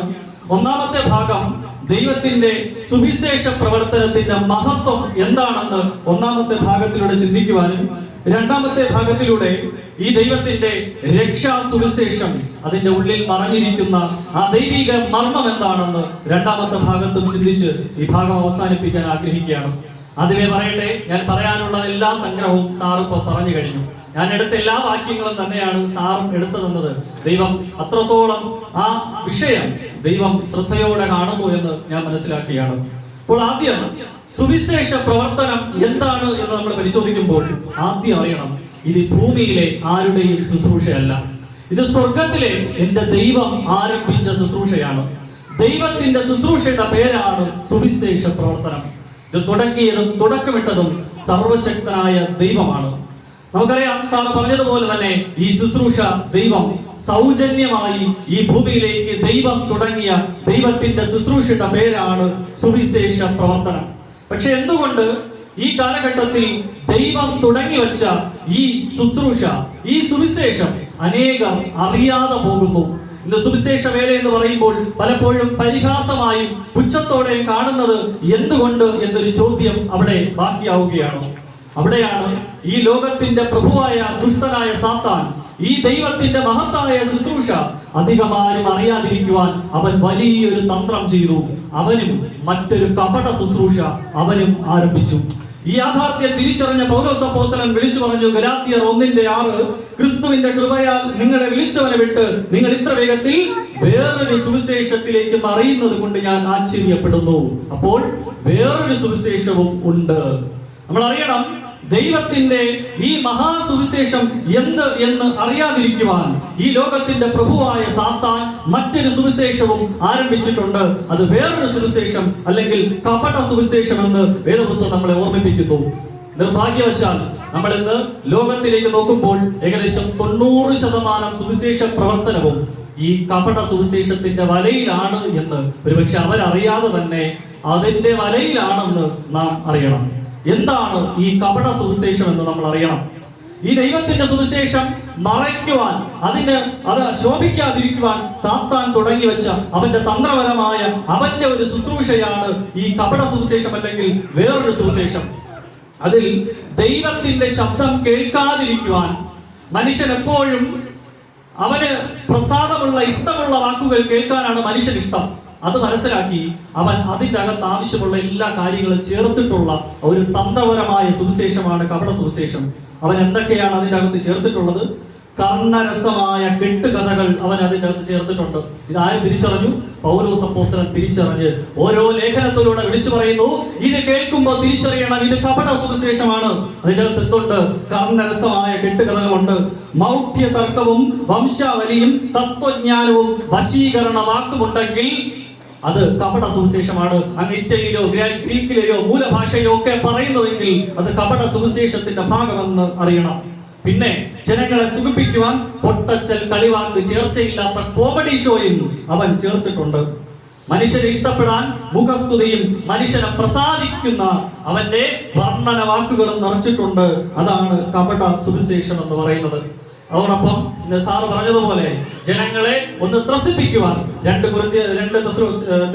തെസ്സലോനിക്കർക്ക് ലേഖനം 2:9 നമ്മൾ വായിച്ചതുപോലെ സാത്താന്റെ വ്യാപാര ശക്തിയോടെ കുറച്ച് അത്ഭുതങ്ങളും അടയാളങ്ങളും അവൻ ചേർത്തിട്ടുണ്ട്.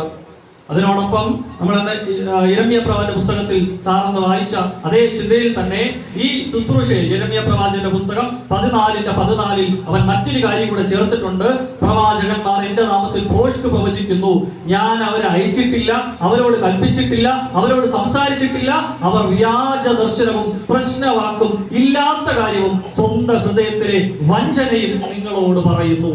ഇതിനെല്ലാം കൂടെ ചേർത്ത് അവന്റെ ഒരു ബിസിനസ്സും ഇതിന്റെ അകത്തുണ്ട്. 2 പത്രോസ് 2:3 അവർ ദ്രവ്യാഗ്രഹത്തിൽ കൗശല വാക്ക് പറഞ്ഞ് നിങ്ങളെ വാണിഭമാക്കും. പക്ഷേ സാറ് പറഞ്ഞതുപോലെ ഇതാണ് എന്റെ ജനത്തിന് ഇഷ്ടം. പക്ഷെ ഒരു ചോദ്യം അവശേഷിക്കുന്നു, അവസാനം നിങ്ങൾ എന്ത് ചെയ്യും? അങ്ങനെയെങ്കിൽ നമ്മുടെ വിഷയം എന്ന് ആരംഭിക്കുന്നത് ദൈവത്തിന്റെ ഈ രക്ഷാസുവിശേഷം എന്തെന്നറിയാതെ അനേകരെ ഈ കപട സുവിശേഷത്തിന്റെ ഉള്ളിൽ സാത്താൻ വഞ്ചിച്ചു വച്ചപ്പോൾ ഇന്ന് ഈ ലോകത്ത് 90% പേരും അവന്റെ ഈ വഞ്ചനയുടെ മനുഷ്യനെ സുഖിപ്പിക്കുന്ന ഈ സുവിശേഷത്തിൽ വലഞ്ഞു നിൽക്കുമ്പോൾ ഈ കൺവെൻഷന്റെ 2ാം ദിവസത്തിൽ ദൈവം എന്താണ് ദൈവത്തിന്റെ സാക്ഷ്യമായ ദൈവത്തിന്റെ സുവിശേഷം എന്തെന്ന് ഈ 2ാം ദിവസത്തിലൂടെ ദൈവം നമ്മളെ പഠിപ്പിക്കുന്നു. എന്താണ് ദൈവത്തിന്റെ സുവിശേഷം? ഞാൻ പറഞ്ഞു, സുവിശേഷ വേല എന്നത് ഇത് ഭൂമിയിലെ ആരുടെയും അല്ല, ദൈവം തുടങ്ങി വച്ച ശുശ്രൂഷയാണ്. അങ്ങനെയെങ്കിൽ ദൈവം തുടങ്ങി വച്ച ശുശ്രൂഷ എന്താണെന്ന് വേറെ ആരും പഠിപ്പിക്കണ്ട, ദൈവം തന്നെ ലോകത്തിന് പഠിപ്പിച്ചിട്ടുണ്ട്. എന്റെ ശുശ്രൂഷ എന്തെന്ന് ദൈവത്തിന്റെ സാക്ഷ്യത്തിലൂടെ ദൈവം പറഞ്ഞിട്ടുണ്ട്. എന്താണ് ദൈവത്തിന്റെ സാക്ഷ്യം? 1 യോഹന്നാൻ 5:9. ദൈവത്തിന്റെ സാക്ഷ്യമോ അവൻ തന്റെ പുത്രനെ കുറിച്ച് സാക്ഷീകരിച്ചിരിക്കുന്നത് തന്നെ. ദൈവത്തിന് എന്താണ് സുവിശേഷമെന്ന് തന്റെ സാക്ഷ്യത്തിലൂടെ ദൈവം വെളിപ്പെടുത്തി. യേശു ക്രിസ്തുവിനെ കുറിച്ചുള്ള സാക്ഷ്യമാണ് സുവിശേഷം. അങ്ങനെയെങ്കിൽ നമ്മളോട് ദൈവം പറയുന്നു, ദൈവത്തിന്റെ ശുശ്രൂഷ എന്താണെന്ന് ചോദിച്ചാൽ അതിന്റെ ഉള്ളിൽ ഒരൊറ്റ സാക്ഷ്യം മാത്രമേ പാടുള്ളൂ. അതെന്റെ കർത്താവായ യേശു ക്രിസ്തുവിനെ കുറിച്ചുള്ള സാക്ഷ്യമാണ് ദൈവത്തിന്റെ സുവിശേഷം. ദൈവം തന്റെ സുവിശേഷത്തിലൂടെ ഒരൊറ്റ വിഷയമാണ് ഉയർത്തി കാണിക്കുന്നത്. കർത്താവായ യേശു ക്രിസ്തുവിനെയാണ്, കർത്താവായ യേശു ക്രിസ്തുവാണ് ഉയർത്തപ്പെടേണ്ടതെന്ന്. അതാണ് ദൈവത്തിന്റെ സുവിശേഷം. യോഹന്നാൻ 3:14 മോശെ മരുഭൂമിയിൽ സർപ്പത്തെ ഉയർത്തിയതുപോലെ മനുഷ്യപുത്രനെ ഉയർത്തേണ്ടതാകുന്നു. ദൈവം ഭൂമിയിലേക്ക് അയച്ച ദൈവത്തിന്റെ ശുശ്രൂഷ എന്തെന്ന് ചോദിച്ചാൽ അതിൽ ഉയരപ്പെടേണ്ടത് അത് യേശു ക്രിസ്തു മാത്രമാണ്. അങ്ങനെയെങ്കിൽ നമ്മൾ കപട സുവിശേഷം എന്തെന്ന് ഇവിടെ അറിയണം. യേശുവിനേക്കാൾ ഉപരി നമ്മൾ ഇന്ന് കേൾക്കുന്ന സുവിശേഷ പ്രഘോഷണങ്ങളുടെ പരസ്യങ്ങൾ അറിയാം. സുപ്രസുപ്ത രോഗശാന്തി വരപ്രാപ്തൻ. നമ്മൾ പലപ്പോഴും കേൾക്കുന്നത് പോലെ സുപ്രസുപ്ത പ്രഘോഷകൻ. അപ്പോൾ യേശുവിനേക്കാളും പറയുന്ന വ്യക്തിക്ക് പ്രാധാന്യം പോയി. നമ്മൾ അറിയണം അത് കപട സുവിശേഷമാണ്, അത് വേറൊരു സുവിശേഷമെന്ന് നമ്മൾ അറിയണം.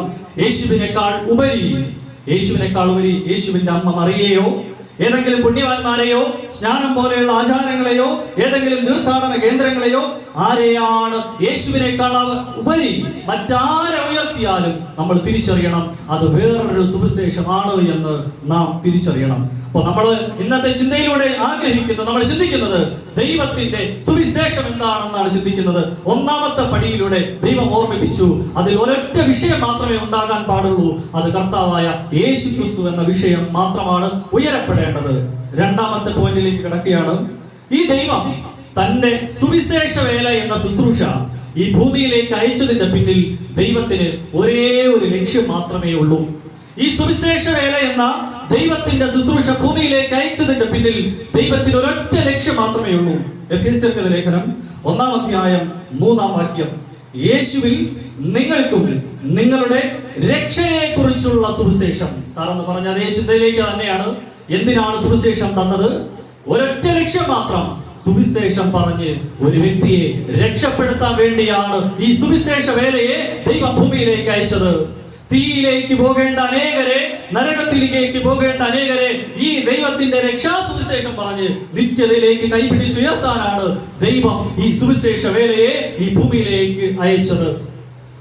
ഇരുളിലേക്ക് പോകേണ്ടവനെ സത്യ വെളിച്ചത്തിലേക്ക് പോകണം. ഈ സുവിശേഷത്തിന് മറ്റൊരു ഭാഗത്ത് സമാധാന സുവിശേഷം എന്നാണ് പേര്. സമാധാനമില്ലാതിരിക്കുന്നവനെ ഈ സുവിശേഷം പറഞ്ഞ് സമാധാനത്തിന്റെ ഉടമസ്ഥനായ യേശുവിന്റെ അരികിലേക്ക് എത്തിക്കുക എന്നതാണ് സുവിശേഷത്തിന്റെ ലക്ഷ്യം. അപ്പോൾ സുവിശേഷത്തിന്റെ ഒരൊറ്റ ലക്ഷ്യം മനുഷ്യനെ രക്ഷപ്പെടുത്തുക എന്നതാണ്. നമ്മൾ ഇവിടെ അറിയണം, കപട സുവിശേഷത്തെ ഇവിടെയും അറിയണം. ഈ സുവിശേഷത്തെ ഒരൊറ്റ ലക്ഷ്യമാണ്, മനുഷ്യനെ രക്ഷപ്പെടുത്താൻ തന്ന സുവിശേഷത്തെ പണമുണ്ടാക്കാൻ വേണ്ടി തന്നതല്ല, പേരുണ്ടാക്കാൻ തന്നതല്ല, ആഡംബരത്തോടെ ജീവിക്കാൻ തന്നതല്ല.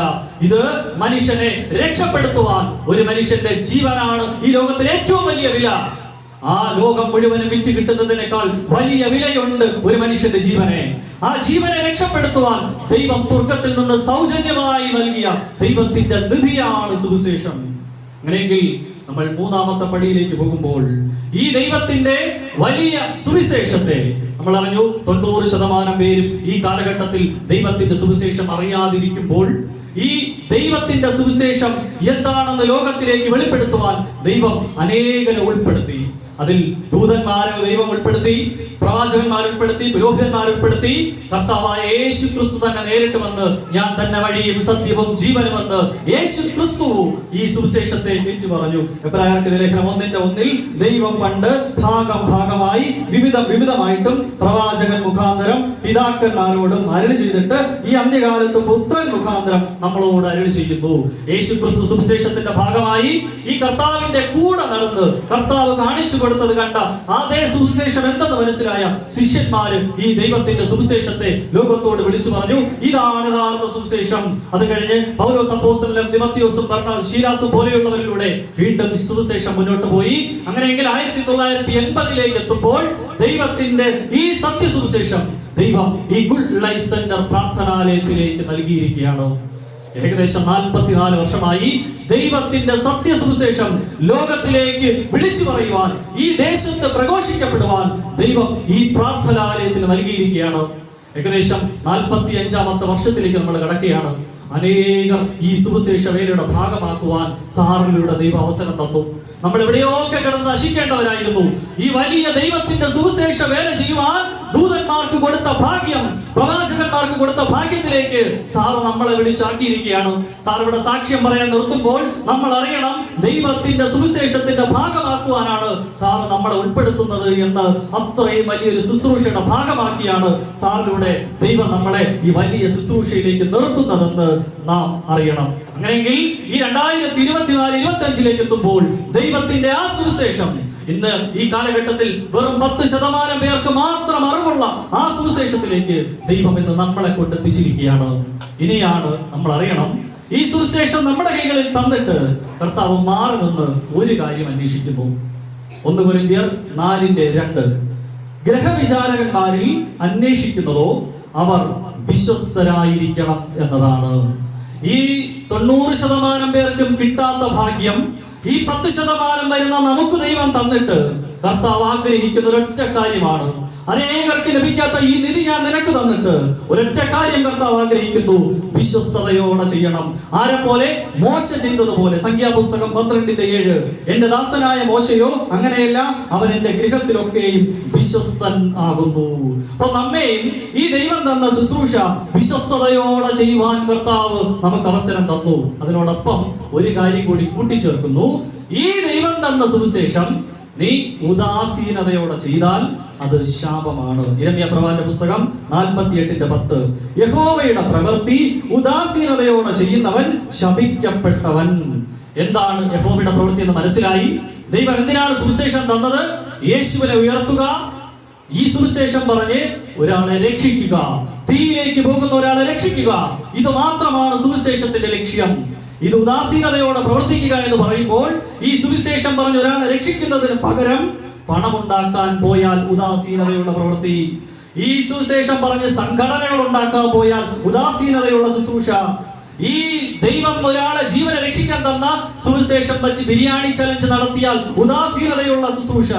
സാറിന് ഉദാഹരണം പറഞ്ഞു, ശീമോൻ ദൈവത്തിന്റെ പരിശുദ്ധാത്മാവിനെ ഒരാളെ രക്ഷപ്പെടുത്താൻ കൊടുത്ത സുവിശേഷത്തെ പണത്തിന് വേണ്ടി അതിനെ സ്വന്തമാക്കാൻ ശ്രമിച്ച ഒരു വ്യക്തിയാണ്. അപ്പോസ്തലർ പ്രവൃത്തി 8:18 കാണുമ്പോൾ അവിടെ പത്രോസ് പറയുന്നു, ദൈവത്തിന്റെ പരിശുദ്ധാത്മാവിനെ പണത്തിന് വാങ്ങാൻ ശ്രമിച്ച നീ പണത്തോടൊപ്പം നശിച്ചു പോകും.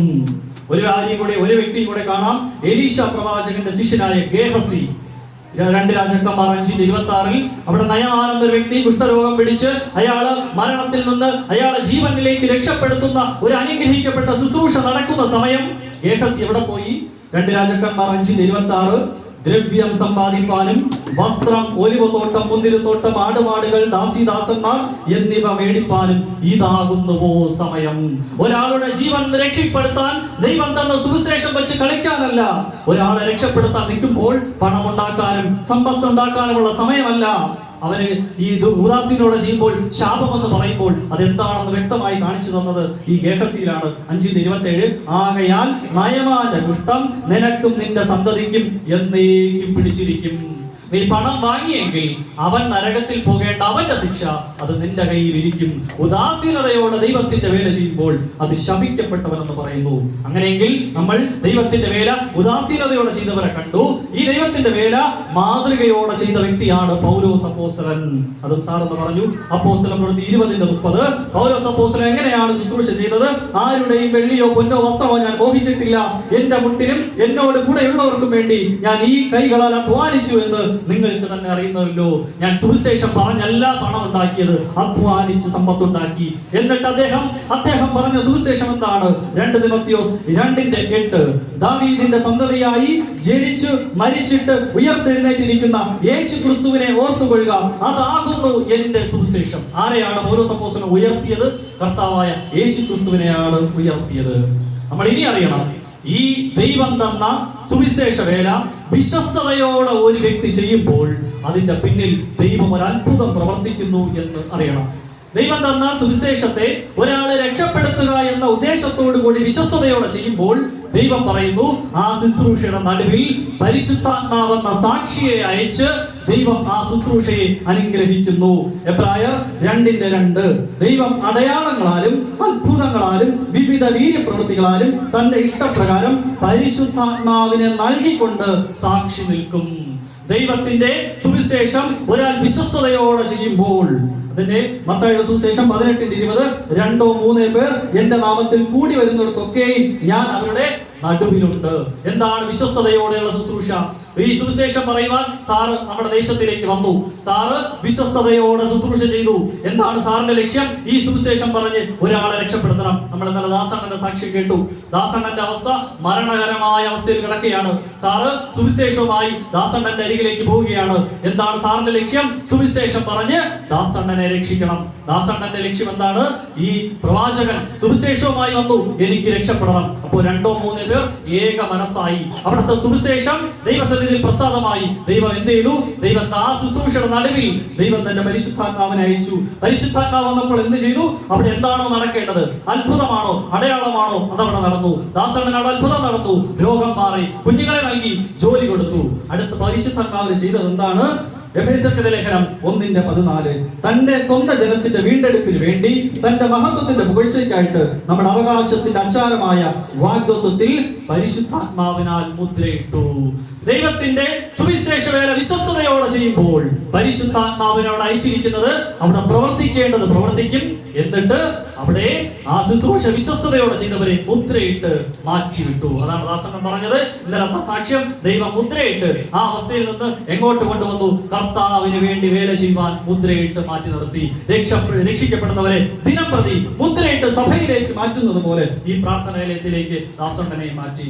അതാണ് അപ്പോസ്തല പ്രവൃത്തി 10:44 ഈ വാക്കുകളെ പത്രോസ് പ്രസ്താവിക്കുമ്പോൾ തന്നെ വചനം കേട്ട എല്ലാവരുടെ മേലും പരിശുദ്ധാത്മാവ് വന്നു. അപ്പോൾ പരിശുദ്ധാത്മാവ് അവിടെ വിശ്വസ്തയോടെ ആരൊക്കെ സുവിശേഷ വേല ചെയ്തുവോ അവിടെ പരിശുദ്ധാത്മാവിനെ അയച്ച് ദൈവം ആ ശുശ്രൂഷയെ അനുഗ്രഹിച്ചു.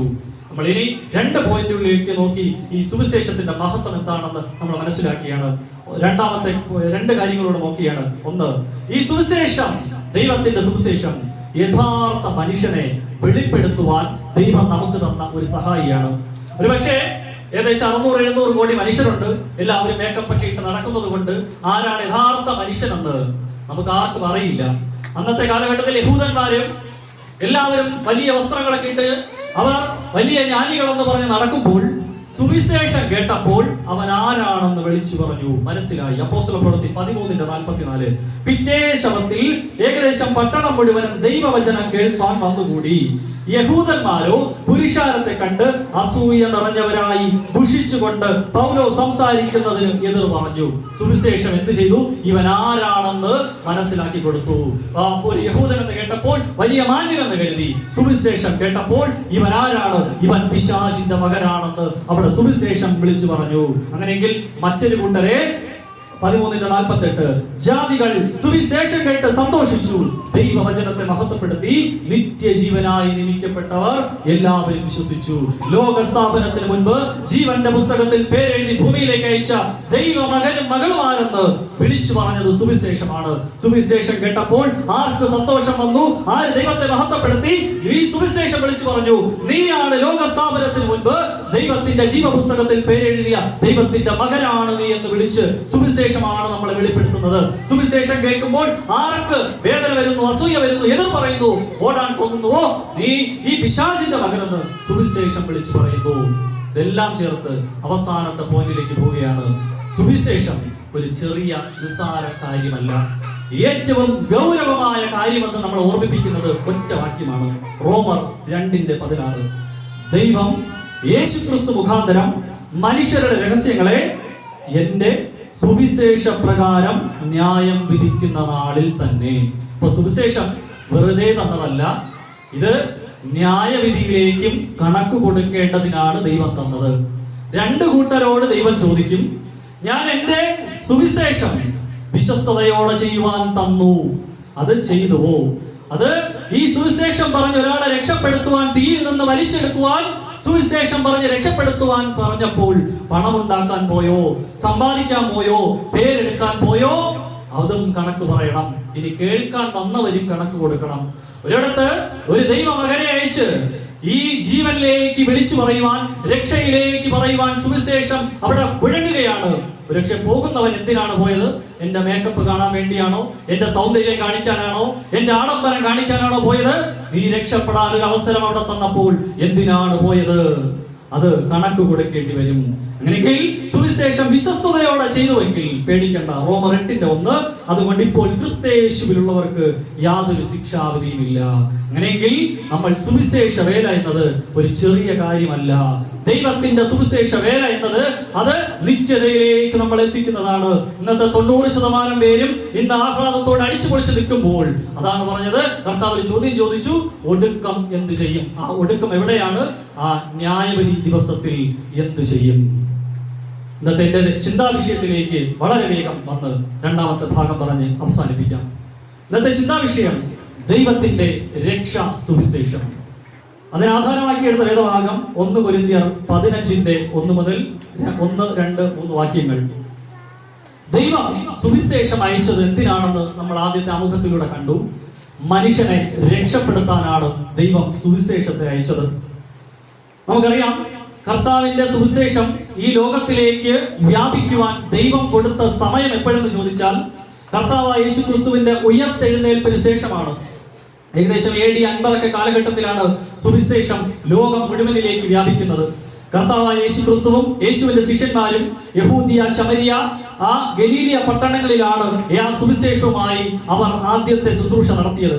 ഒരു AD 50 ആയപ്പോഴാണ് സുവിശേഷം ലോകം മുഴുവനിലേക്ക് വ്യാപിക്കുവാൻ ദൈവം നിശ്ചയിച്ച സമയമെത്തിയത്. ഈ സുവിശേഷം ലോകം മുഴുവനിലേക്ക് വ്യാപിക്കുന്നതിന് മുൻപ് ലോകത്ത് അനേക വിശ്വാസങ്ങൾ ഉണ്ടായിരുന്നു. ഹിന്ദുമതം ഉണ്ടായിരുന്നു, ജൈനമതം ഉണ്ടായിരുന്നു, ബുദ്ധമതം ഉണ്ടായിരുന്നു, നിരീശ്വരവാദം പോലെയുള്ള ആശയങ്ങളൊന്നും ഉണ്ടായിരുന്നു, തത്വജ്ഞാനങ്ങൾ ഉണ്ടായിരുന്നു, ഒരുപാട് മതങ്ങൾ, ഒരുപാട് വിശ്വാസങ്ങൾ എല്ലാം ഉണ്ടായിരുന്നു. പക്ഷെ അവർക്കാർക്കും ഈ ലോകത്തെ പിടിച്ചു നിർത്താനോ ഈ ലോകത്തെ സ്വാധീനിക്കാനോ കഴിഞ്ഞില്ല. സുവിശേഷം ലോകത്തിലേക്ക് ദൈവത്തിന്റെ പരിശുദ്ധാത്മാവിനാൽ വിശ്വസ്തയോടെ ദൈവമക്കളിലൂടെ പരന്നപ്പോൾ ലോകത്തെ പിടിച്ചു നിർത്തി. 21 നൂറ്റാണ്ട് നമ്മൾ തിരിഞ്ഞു നോക്കുമ്പോൾ സുവിശേഷം ഈ ലോകത്തെ മാറ്റിമറിച്ചത് എന്തുമാത്രം അത്ഭുതകരമായി എന്ന് പരിശോധിക്കുമ്പോഴാണ് സുവിശേഷത്തിന്റെ മഹത്വം നമ്മൾ അറിയുന്നത്. സുവിശേഷം ലോകത്തിലേക്ക് പരക്കുന്നതിന് മുൻപുള്ള മനുഷ്യന്റെ അവസ്ഥ എന്താണെന്ന് ചോദിച്ചാൽ, മനുഷ്യന്റെ മുൻപിൽ മനുഷ്യന്റെ ശത്രു മനുഷ്യൻ മാത്രമാണ്.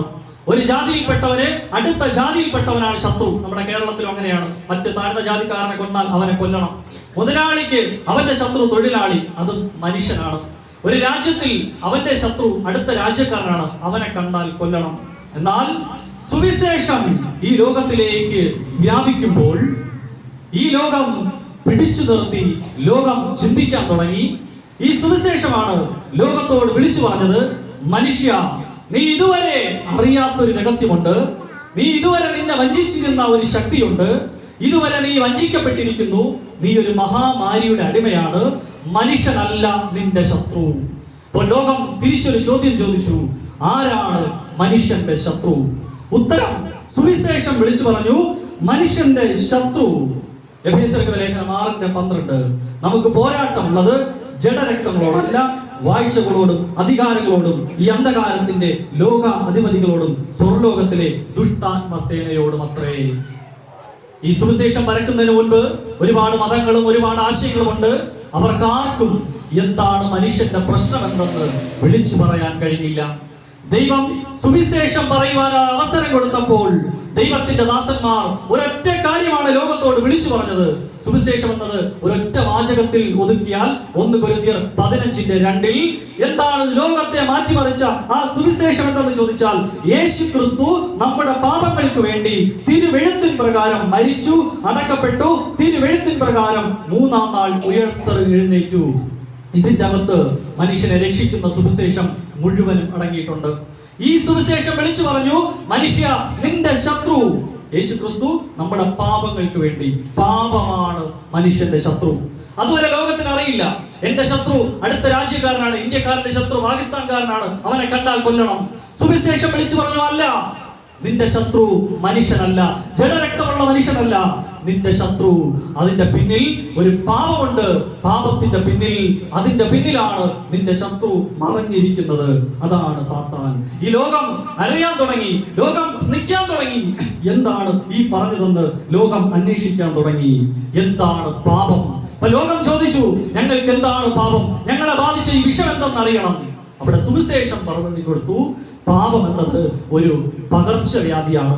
പാപം എന്നത് ഒരു മഹാമാരിയാണ്. ഇത് എവിടെ നിന്നാണ് മനുഷ്യർക്ക് കിട്ടിയത്? ഇത് മനുഷ്യരുടെ ഇടയിൽ തുടങ്ങിയതല്ല, ഇത് ദൂതന്മാരുടെ ഇടയിൽ തുടങ്ങിയ ഒരു വിഷത്തിന്റെ പേരാണ് പാപം. അങ്ങനെയെങ്കിൽ ഇതെങ്ങനെയാണ് പാപത്തിന്റെ ഉത്ഭവം എന്നൊരു ചോദ്യം വന്നു. അതിനുള്ള ഉത്തരം തിരുവെഴുത്ത് പ്രകാരം സുവിശേഷം ലോകത്തിന് നൽകാൻ തുടങ്ങി. യെശയ്യാപ്രവാചകന്റെ പുസ്തകം 6-ാം അധ്യായത്തിൽ ദൈവം ദൂതന്മാരെ എന്തിനാണ് നിയമിച്ചത്? ദൈവത്തിന്റെ സേവകാത്മാക്കളാണ് ദൂതന്മാർ. ദൈവത്തെ സ്തുതിക്കേണ്ടവൻ, സൈന്യങ്ങളുടെ യഹോവ പരിശുദ്ധൻ പരിശുദ്ധൻ പരിശുദ്ധൻ എന്ന് സ്തുതിക്കേണ്ട ദൂതന്മാർ. അവർ എങ്ങനെയാണ് പാപം എന്ന വിഷയത്തിലേക്ക് എത്തി? യെശയ്യാപ്രവാചകന്റെ പുസ്തകം 14:2 അരുണോദയ പുത്രനായ ശുക്ര, നീ എങ്ങനെ ആകാശത്തിൽ നിന്ന് വീണു? ജാതികളെ താഴ്ത്തുന്നവനെ, നീ എങ്ങനെ വെട്ടേറ്റ് നിലത്ത് വീണു? ഇനിയാണ് ശ്രദ്ധിക്കേണ്ടത് പാപം എന്ന വിഷയം. ഞാൻ സ്വർഗത്തിൽ കയറും, എന്റെ സിംഹാസനം ദൈവത്തിന്റെ നക്ഷത്രങ്ങൾക്ക് മീതെ വയ്ക്കും. ഉത്തരദിക്കിന്റെ അതിർത്തിയിൽ സമാഗമന പർവ്വത്തിൽ ഞാൻ ഇരുന്നരുളും.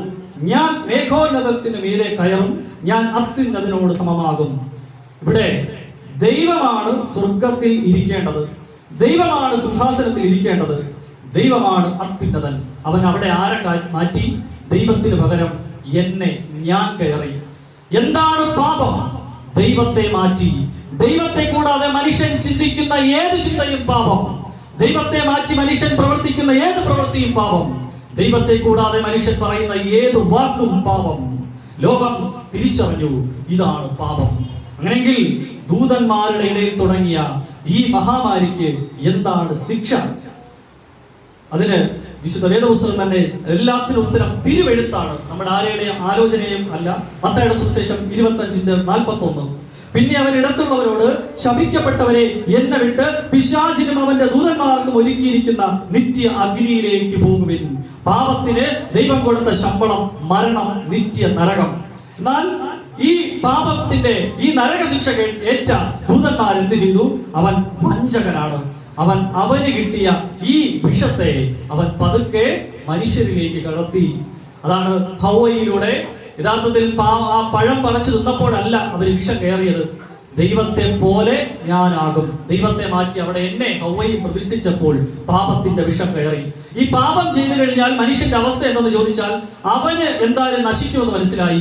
അടുത്ത ലക്ഷ്യം അടുത്തൊരാളെ കൂടി അവന്റെ ഗാംഗിൽ കൂട്ടുക എന്നതാണ് ലക്ഷ്യം. ഉടൻ അവൻ ആദമിനെ കയറ്റി. നമുക്കറിയാം റോമർ 5:17 അതുകൊണ്ട് ഏക മനുഷ്യനാൽ പാപവും പാപത്താൽ മരണവും ലോകത്തിലേക്ക് കടന്നു.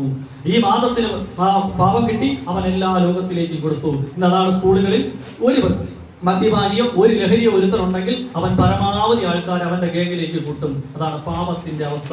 അപ്പൊ ലോകം എങ്ങനെയാണ് പാപം എന്ന വിഷം ദൂതന്മാരുടെ ഇടയിൽ നിന്ന് മനുഷ്യരിലേക്ക് ഇറങ്ങി വന്നതെന്ന് വിശുദ്ധ വേദപുസ്തകം സുവിശേഷം ലോകത്തോട് വിളിച്ചു പറഞ്ഞു.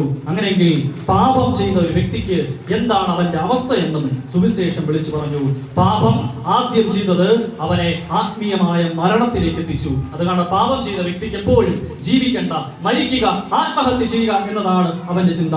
പാപം യഥാർത്ഥത്തിൽ എന്ത് ചെയ്യുന്നു എന്ന് യെശയ്യാപ്രവാചകന്റെ പുസ്തകം 59:1 പറയുന്നു. രക്ഷിപ്പാൻ കഴിയാത്തവണ്ണം യഹോവയുടെ കൈ കുറുകിയിട്ടില്ല, കേൾപ്പാൻ കഴിയാത്തവണ്ണം അവന്റെ ചെവി മന്ദമായിട്ടില്ല. നിങ്ങളുടെ അകൃത്യങ്ങൾ അത്രേ നിങ്ങളെയും നിങ്ങളുടെ ദൈവത്തെയും തമ്മിൽ ഭിന്നിപ്പിച്ചത്. നിങ്ങളുടെ പാപങ്ങൾ അത്രേ അവൻ കേൾക്കാതെ വണ്ണം അവന്റെ മുഖത്തെ നിങ്ങൾക്ക് മറയ്ക്കുമാറാക്കിയത്.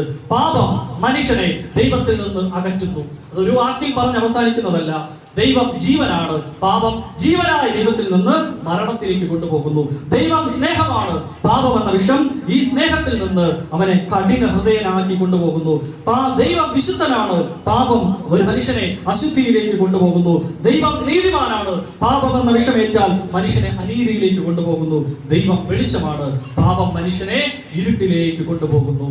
അങ്ങനെയെങ്കിൽ പാപം ചെയ്ത ഈ മനുഷ്യന്റെ അവന്റെ യഥാർത്ഥ അവസ്ഥ എന്താണെന്ന് കുറച്ചുകൂടി വ്യക്തതയോടെ യെശയ്യാ പ്രവാചകന്റെ പുസ്തകം 1:4 പറയുന്നു: അയ്യോ പാപമുള്ള ജാതി, അകൃത്യഭാരം ചുമക്കുന്ന ജനം, ദുഷ്പ്രവർത്തിക്കാരുടെ സന്തതി, വഷളായി നടക്കുന്ന മക്കൾ, അവർ യഹോവയെ ഉപേക്ഷിച്ച് ഇസ്രായേലിന്റെ പരിശുദ്ധനെ നിരസിച്ച് പുറകോട്ട് മാറിക്കളഞ്ഞു. ഇനി നിങ്ങളെ അടിച്ചിട്ടുണ്ട്, നിങ്ങൾ അധികം പിന്മാറുകയുള്ളൂ. തല മുഴുവനും ദീനവും ഹൃദയം മുഴുവൻ രോഗവും പിടിച്ചിരിക്കുന്നു. അടിതൊട്ട് മുടി വരെ ഒരു സുഖവുമില്ല.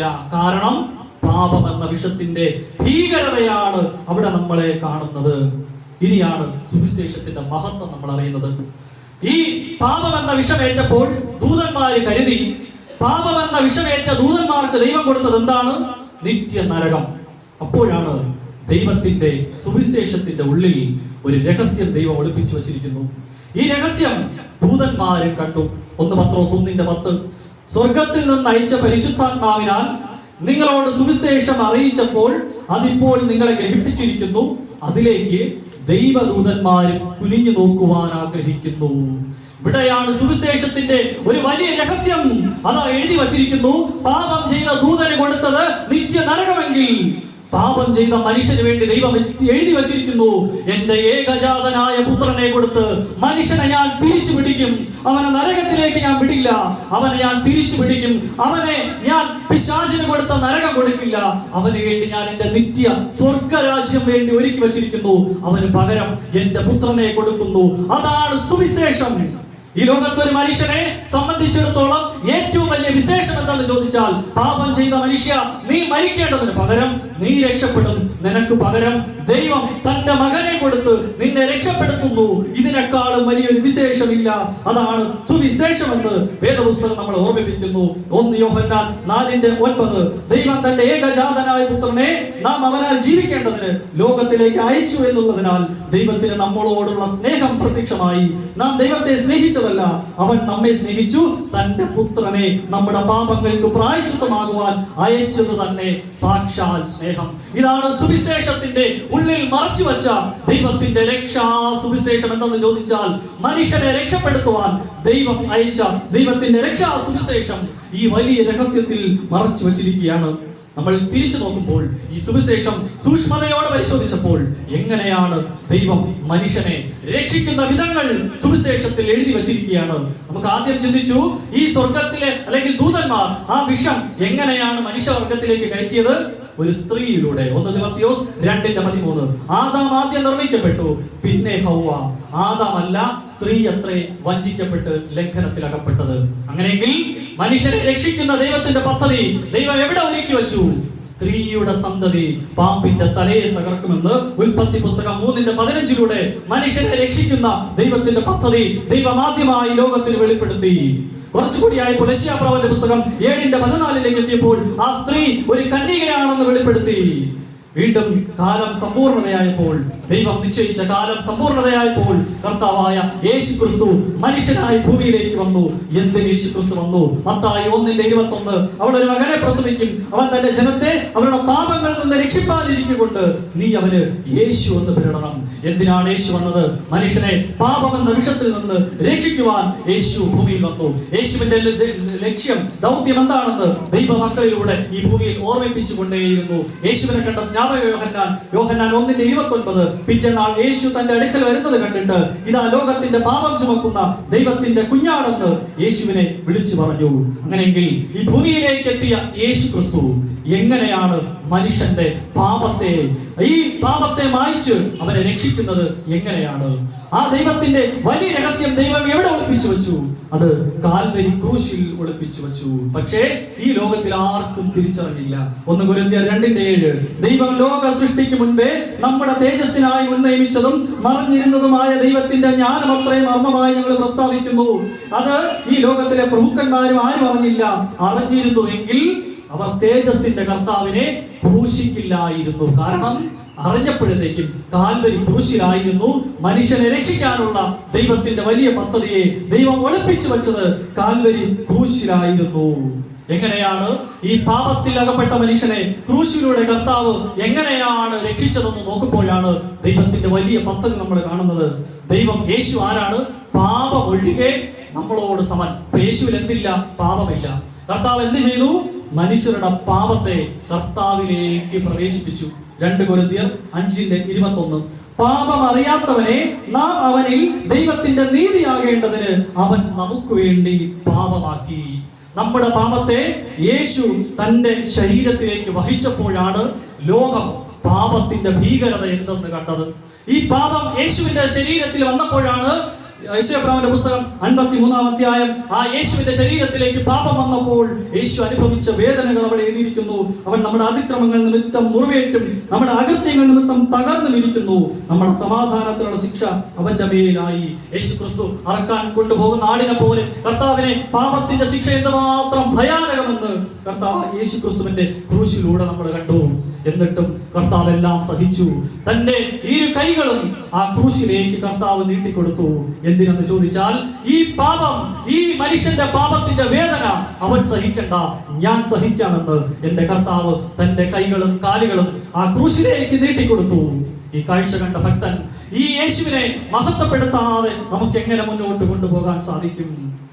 ക്രൂശിൽ കൈകാലുകളെ താൻ വീരിച്ചു, ക്രൂരന്മാരാണി കൊണ്ടതിൽ തറച്ചു, കൊടിയ വേദന എനിക്കായി സഹിച്ചു. യേശുവിനു മഹത്വം, യേശുവിനു മഹത്വം, മഹത്വം, യേശുവിനു മഹത്വം. കുരിശിലവൻ മരിച്ചൻ പേർക്കാൽ യേശുവിനു മഹത്വം. കർത്താവ് എന്താണ് ചെയ്തത്? നമ്മുടെ പാപങ്ങളെ തന്റെ ചുമലിൽ വഹിച്ച് കാൽവരി ക്രൂശിലേക്ക് കർത്താവ് കയറി. 1 പത്രോസ് 2:24 നാം പാപം സംബന്ധിച്ച് മരിച്ചു, നീതിക്ക് ജീവിക്കേണ്ടതിന് അവൻ തന്റെ ശരീരത്തിൽ നമ്മുടെ പാപങ്ങളെ ചുമന്നുകൊണ്ട് ക്രൂശിൽ കയറി.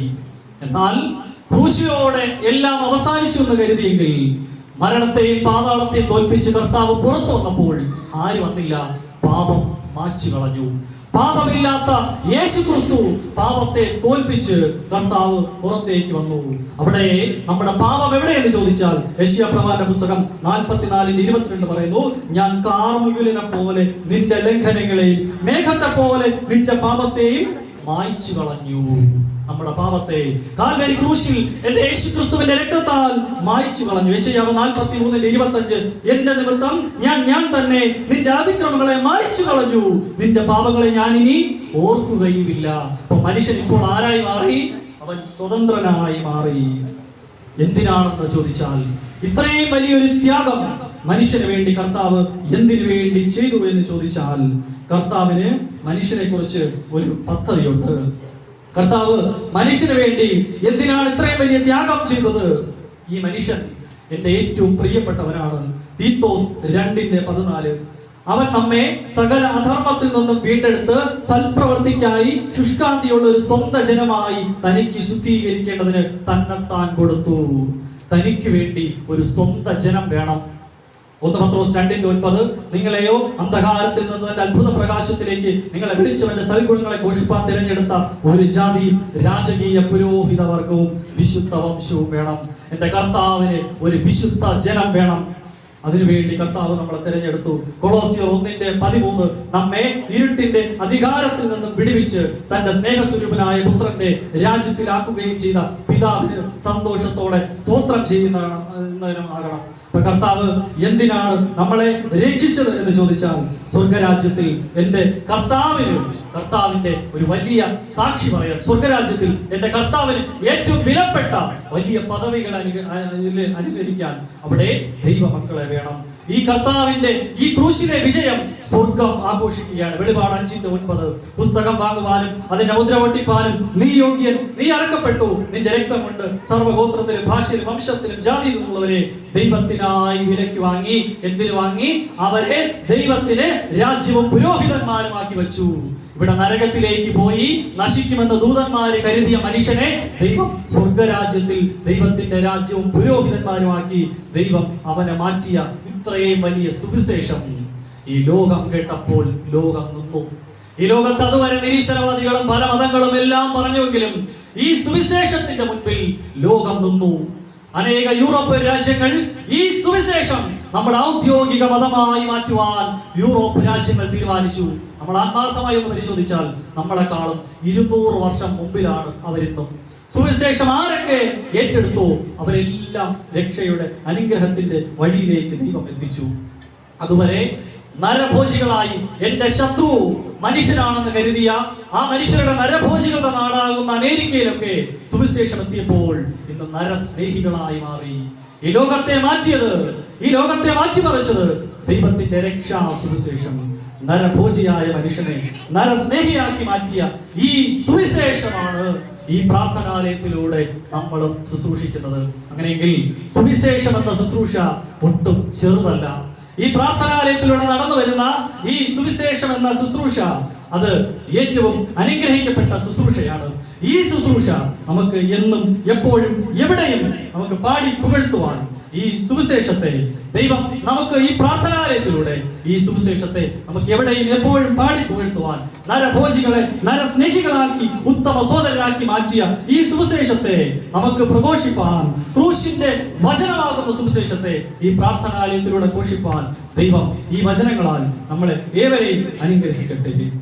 നരഭോജികളെ നരസ്നേഹിതരാം ഉത്തമ സോദരരാക്കും വിമല മനോഹര സുവിശേഷം ഹാ മംഗള ജയ ജയ സന്ദേശം എങ്ങും പുകഴ്ത്തുവിൻ സുവിശേഷം ഹാ മംഗള ജയ ജയ സന്ദേശം നശിക്കും ലൗകിക ജലത്തിനു ഹീനം നമുക്കോ ദൈവിക ജ്ഞാനം കുരിശിൻ വചനം സുവിശേഷം ഹാ മംഗള ജയ ജയ സന്ദേശം എങ്ങും പുകഴ്ത്തുവിൻ സുവിശേഷം ഹാ മംഗള ജയ ജയ സന്ദേശം. ഈ മംഗള ജയ ജയ സന്ദേശമാകുന്ന സുവിശേഷത്തെ ഈ 2024 ഈ 2-ാം ദിവസത്തെ കൺവെൻഷനിലൂടെ നമുക്കും ഉയർത്തുവാൻ, ഈ സുവിശേഷത്തിലൂടെ നിത്യതയിലേക്കുള്ള വാതിൽ തുറന്നു തരുവാൻ, സാർ ഒരുക്കി തന്ന ഈ സുവിശേഷം എന്ന ശുശ്രൂഷയുടെ മഹത്വം എന്ന് മാത്രം വലുതെന്നറിയുവാൻ ഈ ചിന്തകളാൽ ദൈവം നമ്മളെ സഹായിക്കട്ടെ. എന്നെയും എന്റെ കുടുംബത്തെയും കർത്താവിന്റെ സന്നിധിയിൽ ഒരു സാക്ഷ്യം നിൽക്കുവാൻ ഇവരുടെ പ്രാർത്ഥനാ സഹായം ആവശ്യപ്പെടുന്നു. ദൈവം നമ്മെ സമൃദ്ധി അനുഗ്രഹിക്കട്ടെ. ആമേൻ.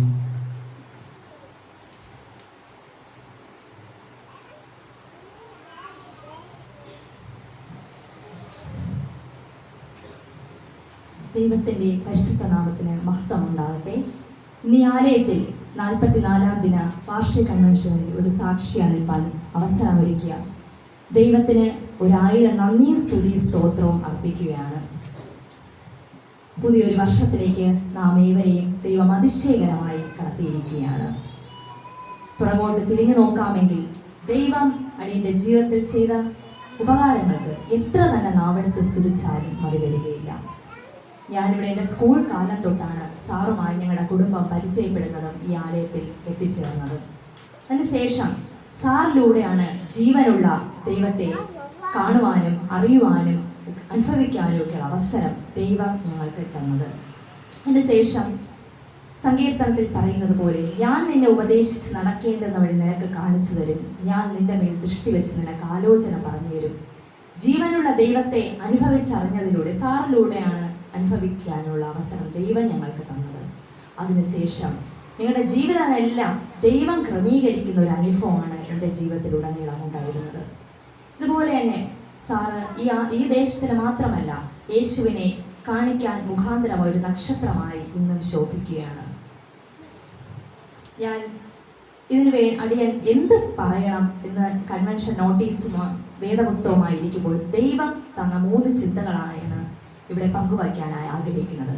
യേശുവിനെ കാണിക്കുവാൻ മുഖാന്തരമാകുന്ന നക്ഷത്രങ്ങളായി മാറുക, ദൈവം മനുഷ്യനായി ഭൂമിയിൽ അവതരിച്ചപ്പോൾ ഉണ്ടായ മാറ്റങ്ങൾ, നമ്മുടെ ജീവിതത്തിൽ യേശുവിനെ രുചിച്ച് അറിയുക. ഈ 3 ചിന്തയാണ് ഞാൻ ഇന്ന് ഇവിടെ പങ്കുവയ്ക്കാനായി ആഗ്രഹിക്കുന്നത്. സൃഷ്ടിയുടെ മകുടമാണ് മനുഷ്യനെന്ന് പറയുന്നത്. അതായത് സൃഷ്ടിയുടെ കിരീടമായിട്ടാണ് ദൈവം മനുഷ്യനെ ഈ ഭൂമിയിലാക്കിയിരിക്കുന്നത്. തൻ്റെ സാദൃശ്യത്തിലും ഛായയിലുമാണ് ദൈവം മനുഷ്യനെ സൃഷ്ടിച്ചിരിക്കുന്നത്. എങ്കിലും ദൈവത്തിൻ്റെ സൃഷ്ടികളെല്ലാം ദൈവം അത് നല്ലത് എന്ന് കാണുക എന്നത് വേദപുസ്തകം വ്യക്തമായി നമ്മെ പഠിപ്പിക്കുന്നു. ഉൽപ്പത്തി പുസ്തകം 1-ാം അധ്യായം അതിൻ്റെ 17-ാം വചനത്തിൽ 4-ാം ദിവസം ദൈവം നക്ഷത്രങ്ങളെയും ഉണ്ടാക്കി എന്ന് നമുക്ക് കാണുവാനായിട്ട് കഴിയുന്നു. എന്തിനാണ് ദൈവം നക്ഷത്രങ്ങളെ ആകാശത്തിൽ നിർത്തിയിരിക്കുന്നത്?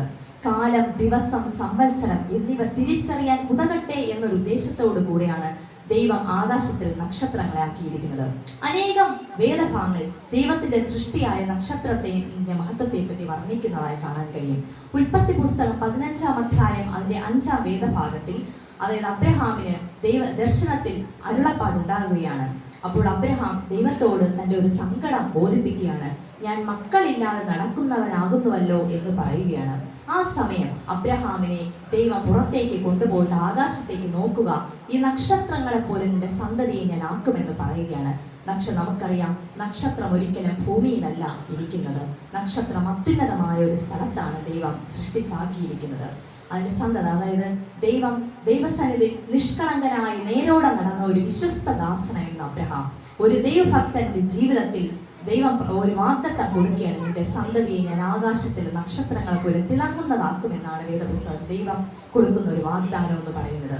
വീണ്ടും എസ്തേറിന്റെ പുസ്തകം 4-ാം അധ്യായം 14 മുതൽ വായിച്ചു കഴിഞ്ഞാൽ, എസ്തേർ എന്ന ഒരു സ്ത്രീയുടെ ചരിത്രം, ഒരു രാജ്ഞിയുടെ ചരിത്രം നമുക്കെല്ലാം കുഞ്ഞു ക്ലാസ്സുകൾ മുതൽ കുഞ്ഞുങ്ങൾ പഠിക്കുന്നതാണ്. ആരാണ് എസ്തേർ രാജ്ഞി എന്നൊക്കെ നമുക്കറിയാം. അതിലോട്ടൊന്നും ഞാൻ പോകുന്നില്ല. എസ്തേർ എന്ന പദത്തിനർത്ഥം നക്ഷത്രം എന്നാണ്. അതായത് നക്ഷത്രം പോലെ ജീവിതത്തിൽ ശോഭിച്ച ഒരു രാജ്ഞിയാണ് എസ്തേർ എന്ന് പറയുന്നത്. തന്നിലൂടെ തൻ്റെ ജീവിതചര്യകളിലൂടെ ഒരു രാജ്ഞി തൻ്റെ വംശത്തിന്റെ ഉദ്ധാരണത്തിന് വേണ്ടി പ്രാർത്ഥനയ്ക്ക് ഉപവാസത്തിനും ആഹ്വാനം ചെയ്യുകയാണ്. അതിലൂടെ നമുക്ക് മനസ്സിലാക്കാൻ കഴിയുന്നത്, എൻ്റെ ദൈവം പ്രതിസന്ധികൾ എന്നെ നയിക്കും എന്നൊരു ആഹ്വാനം എസ്തേറിലൂടെ നമുക്ക് ദർശിക്കുവാനായിട്ട് കഴിയുന്നു. തൻ്റെ പേര് പോലെ നക്ഷത്രമായ ജീവിതത്തിൽ ശോഭിച്ചിരുന്ന ഒരു വ്യക്തിയാണ് എസ്തേർ എന്ന് പറയുന്നത്. അത് എസ്തേർ പുസ്തകം 4-ാം അധ്യായം 14-ാം വചനം മുതൽ നാം വായിക്കുകയാണെങ്കിൽ, മോർദെഖായി എസ്തേറിനോട് പറയുന്ന ഒരു വാചകമുണ്ട്: നീ ഈ സമയത്ത് മിണ്ടാതിരുന്നാൽ യഹൂദന്മാർക്ക് മറ്റൊരു സ്ഥലത്ത് നിന്ന് ഉദ്ധാരണവും രക്ഷയും ഉണ്ടാകും. എന്നാൽ നീ നിന്റെ പിതൃഭവനവും നശിച്ചു പോകും. ഇങ്ങനെയുള്ള ഒരു കാലത്തിനായിട്ടല്ലോ നീ രാജസ്ഥാനത്ത് വന്നിരിക്കുന്നത്. ആർക്കറിയാം? അതിന് എസ്തേർ മോർദെഖായിയോട് പറഞ്ഞൊരു വാക്യം ഇതാണ്: നീ ചെന്ന് ശൂശനുള്ള എല്ലാ യഹൂദന്മാരെയും ഒന്നിച്ചുകൂട്ടി നിങ്ങൾ 3 ദിവസം രാവും പകലും തിന്നുകയോ കുടിക്കുകയോ ചെയ്യാതെ എനിക്ക് വേണ്ടി ഉപവസിക്കുവിൻ. ഒരു രാത്രി പറയുകയാണ്, എനിക്ക് വേണ്ടി ഉപവസിക്കുവിൻ. ഞാനും എൻ്റെ ബാല്യക്കാരത്തികളും അങ്ങനെ തന്നെ ഉപവസിക്കുമെന്ന് പറയും. രാജ്ഞി എല്ലാം വിട്ടിറങ്ങിയിട്ട് തൻ്റെ ജീവിതത്തിൽ ഒരു പ്രതിസന്ധി വന്നപ്പോൾ തൻ്റെ ഗോത്രത്തിൻ്റെ ഉദ്ധാരണത്തിന് വേണ്ടി അവിടെ ദൈവസന്നിധിയിൽ എത്തുകയാണ്. തന്നിലൂടെ ആ ഒരു ഗോത്രം മുഴുവനും, ഒരു കുലം മുഴുവനും ദൈവത്തെ കണ്ടുമുട്ടുകയാണ്. ദൈവത്തിന് മുഖാന്തരമായ ഒരു നക്ഷത്രമായി ശോഭിച്ച ഒരു വ്യക്തിയാണ് എസ്തേർ എന്ന് പറയുന്നത്.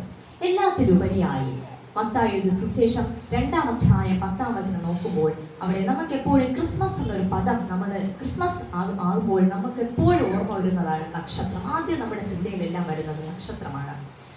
മത്തായിയുടെ സുവിശേഷം 2-ാം അധ്യായം 10-ാം വചനത്തിൽ ഇങ്ങനെ രേഖപ്പെടുത്തിയിരിക്കുന്നു: നക്ഷത്രം കണ്ടതുകൊണ്ട് അവർ അത്യന്തം സന്തോഷിച്ചു.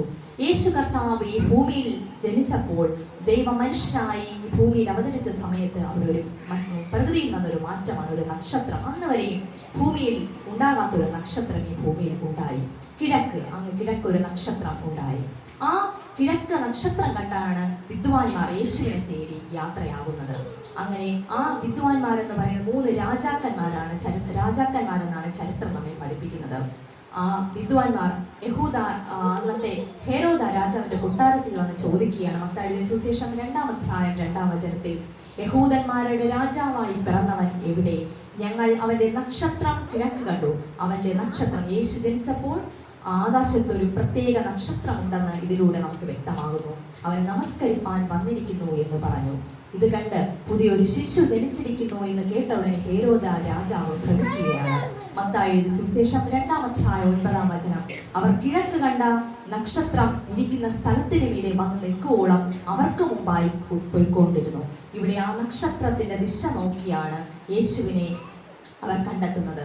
നമ്മുടെ ജീവിതത്തിലും അതുപോലെ തന്നെ നക്ഷത്രം നമ്മുടെ ജീവിതത്തിൽ, നമ്മുടെ കുടുംബങ്ങളിൽ, നമ്മുടെ തലമുറകൾക്ക് അനുഗ്രഹമായ നക്ഷത്രങ്ങളായി മാറുക.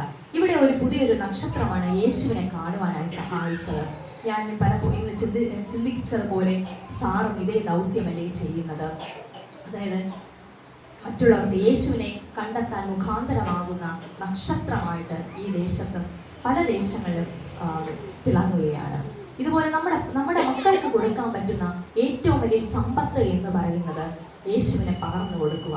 ഈ നക്ഷത്രവും ചെയ്തത് ഇത് തന്നെയാണ്. യേശുവിനെ കണ്ടെത്തുവാൻ വിദ്വാൻമാരെ സഹായിച്ചു. അതിനപ്പുറം യേശുവാണ് എല്ലാം എന്ന് പറയുന്ന സമ്പത്ത് നമ്മുടെ മക്കൾക്കോ നമ്മളെ പരിചയപ്പെടുന്ന ആർക്ക് കൊടുത്തു കഴിഞ്ഞാൽ അത് ഒരിക്കലും ഒഴിയാത്ത ഒന്നായി മാറുന്നതായിരിക്കും. അത് തീർച്ചയാണ്. അതുപോലെ എൻ്റെ ജീവിതത്തിൽ ഞാനിവിടെ വരുന്ന സമയത്ത് സാറ് ഞങ്ങൾക്ക് ആദ്യം പകർന്നു തന്നത്, നിങ്ങൾ വേറെ ഒന്നും പഠിച്ചില്ലെങ്കിലും 1-ാമത്തെ സങ്കീർത്തനം നിങ്ങൾ കാണാതെ പഠിക്കുകയും അതുപോലെ അതനുസരിച്ച് നിങ്ങളുടെ ജീവിതങ്ങളെ ക്രമീകരിക്കുകയും ചെയ്യുക. അതുപോലെ അത് ഞങ്ങൾ അനുസരിച്ചു. ഞാനും എൻ്റെ കുഞ്ഞുങ്ങൾക്കും ഇന്ന് ആ സങ്കീർത്തനത്തിൻ്റെ ആദ്യം അവരെ പഠിപ്പിച്ച 1-ാമത്തെ സങ്കീർത്തനം തന്നെയാണ്. അതവരുടെ ബാക്കി എല്ലാ സമ്പത്തിനേക്കാളും ഏറ്റവും വലിയ സമ്മാനം എന്ന് പറയുന്നത് യേശുവിനെ നമ്മുടെ കുടുംബങ്ങളിൽ കൊടുക്കുക എന്നതാണ്. അങ്ങനെ നക്ഷത്രങ്ങളെ കണ്ടെത്താൻ പറ്റുന്ന മുഖാന്തരങ്ങളായി പുതിയ വർഷം നമുക്ക് മാറാം.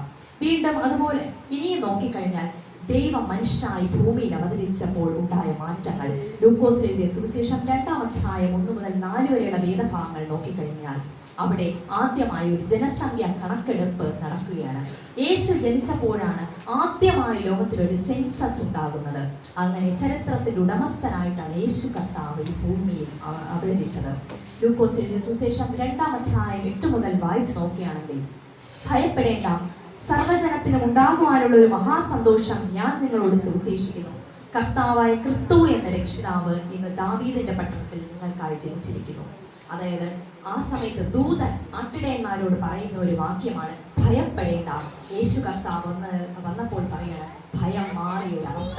ദൂതന്മാരുടെ ആ ഒരു പ്രകാശവും തേജസ്സും കണ്ട ആട്ടിടയന്മാർ ഭയപ്പെട്ടുവെങ്കിലും ദൂതൻ അവരെ ആശ്വസിപ്പിക്കണം, ഭയപ്പെടേണ്ട.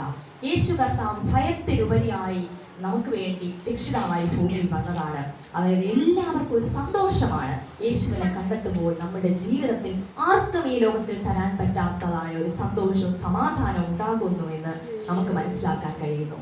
ലൂക്കോസ് എഴുതിയ സുവിശേഷം 2-ാം അധ്യായം 13-14 വേദഭാഗങ്ങൾ വായിക്കുമ്പോൾ, അത്യുന്നതങ്ങളിൽ ദൈവത്തിന് മഹത്വം, ഭൂമിയിൽ ദൈവപ്രസാദമുള്ളവർ മനുഷ്യർക്ക് സമാധാനം.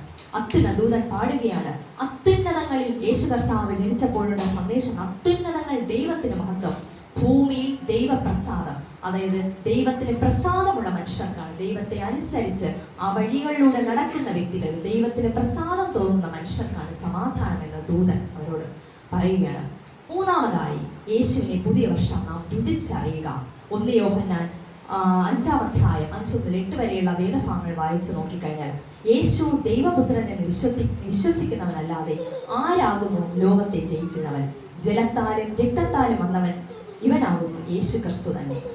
അതായത് യേശുവിനെ ദൈവം മനുഷ്യപുത്രനാണ്, അതായത് യേശു ദൈവപുത്രൻ എന്ന് വിശ്വസിക്കുന്ന ഒരു വ്യക്തിക്ക് മാത്രമേ ലോകത്തെ ജയിക്കുവാൻ, ഈ ലോകത്തിലാവുന്ന അന്ധകാര ശക്തികളെല്ലാം ജയിക്കുവാൻ കഴിയുകയുള്ളൂ. അതായത് വീണ്ടും യേശു കർത്താവിനെ തിരിച്ചറിഞ്ഞ അനേകം സന്ദർഭങ്ങൾ വേദപുസ്തകത്തിലുണ്ട്. മത്തായി സുവിശേഷം 2-ാം അധ്യായം വായിച്ചു നോക്കുമ്പോൾ ഹേരോദ രാജാവ് യേശുവിന്റെ ജനനം അവൻ ഭ്രമിക്കുകയാണ്. ഇതിലൂടെ അതായത് മറ്റൊരു യേശുവിനെ ഭ്രമിക്കുകയാണ്, ഇങ്ങനെ ഒരു ശിശു ജനിച്ചിട്ടുണ്ടെന്ന് പറഞ്ഞിട്ട്. വീണ്ടും മത്തായി സുവിശേഷം 8-ാം അധ്യായം 23-ാം വചനം, അവിടെ കാറ്റിനെയും കടലിനെയും ശാസിക്കുന്ന ഒരു യേശുവിന്റെ അധികാരത്തെയാണ് നമുക്കിവിടെ കാണാൻ കഴിയുന്നത്. എന്റെ യേശു അധികാരമുള്ളവനാണ്, പ്രകൃതി പോലും തങ്ങളിൽ അനുസരിക്കുന്നു എന്നൊരു തിരിച്ചറിവ് നമ്മുടെ ജീവിതത്തിൽ ഉണ്ടാകണം. മത്തായി സുവിശേഷം 16-ാം അധ്യായം 16-ാം വാക്യം, നീ ജീവനുള്ള ദൈവത്തിന്റെ പുത്രായ ക്രിസ്തു എന്ന് ഉത്തരം പറഞ്ഞു. ഇവിടെ പത്രോസ് യേശുവിനെ തിരിച്ചറിയുകയാണ്. യേശു ജീവനുള്ള ദൈവത്തിന്റെ പുത്രനായ ക്രിസ്തു എന്ന് അറിയുകയാണ്.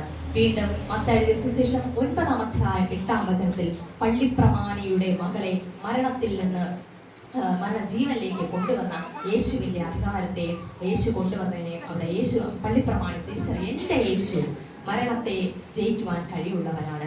വീണ്ടും ലൂക്കോസിന്റെ സുവിശേഷം 19-ാം അധ്യായം 1 മുതൽ 10 വരെ വായിച്ചു നോക്കിക്കഴിഞ്ഞാൽ അവിടെ ചുങ്കക്കാരിൽ പ്രമാണിയായ ഒരു സക്കായിയുടെ ജീവിതം നമുക്ക് കാണാൻ കഴിയും. സക്കായി കുറിയവനായിരുന്നുവെങ്കിലും യേശുവിനെ കാണാനായി ആഗ്രഹിക്കുന്ന ഉള്ളങ്ങളെ നിറയ്ക്കുന്നവനാണ് യേശു ക്രിസ്തു എന്ന് പറയുന്നത്. അങ്ങനെ എപ്പോഴാണോ സക്കായി യേശുവിനെ കാണുവാൻ ആഗ്രഹിച്ചത്, യേശു സക്കായിയോട് പറയാണ്, ഞാൻ ഇന്ന് നിന്റെ വീട്ടിൽ വരികയാണ്. പക്ഷേ 1 മുതൽ 10 വരെ നാം വായിച്ചു നോക്കിക്കഴിഞ്ഞാൽ സക്കായി ദുഃഖത്തോടെ വളരെ സന്തോഷത്തോടെ യേശുവിനെ തന്റെ ഭവനത്തിലേക്ക് ക്ഷണിക്കുകയാണ്.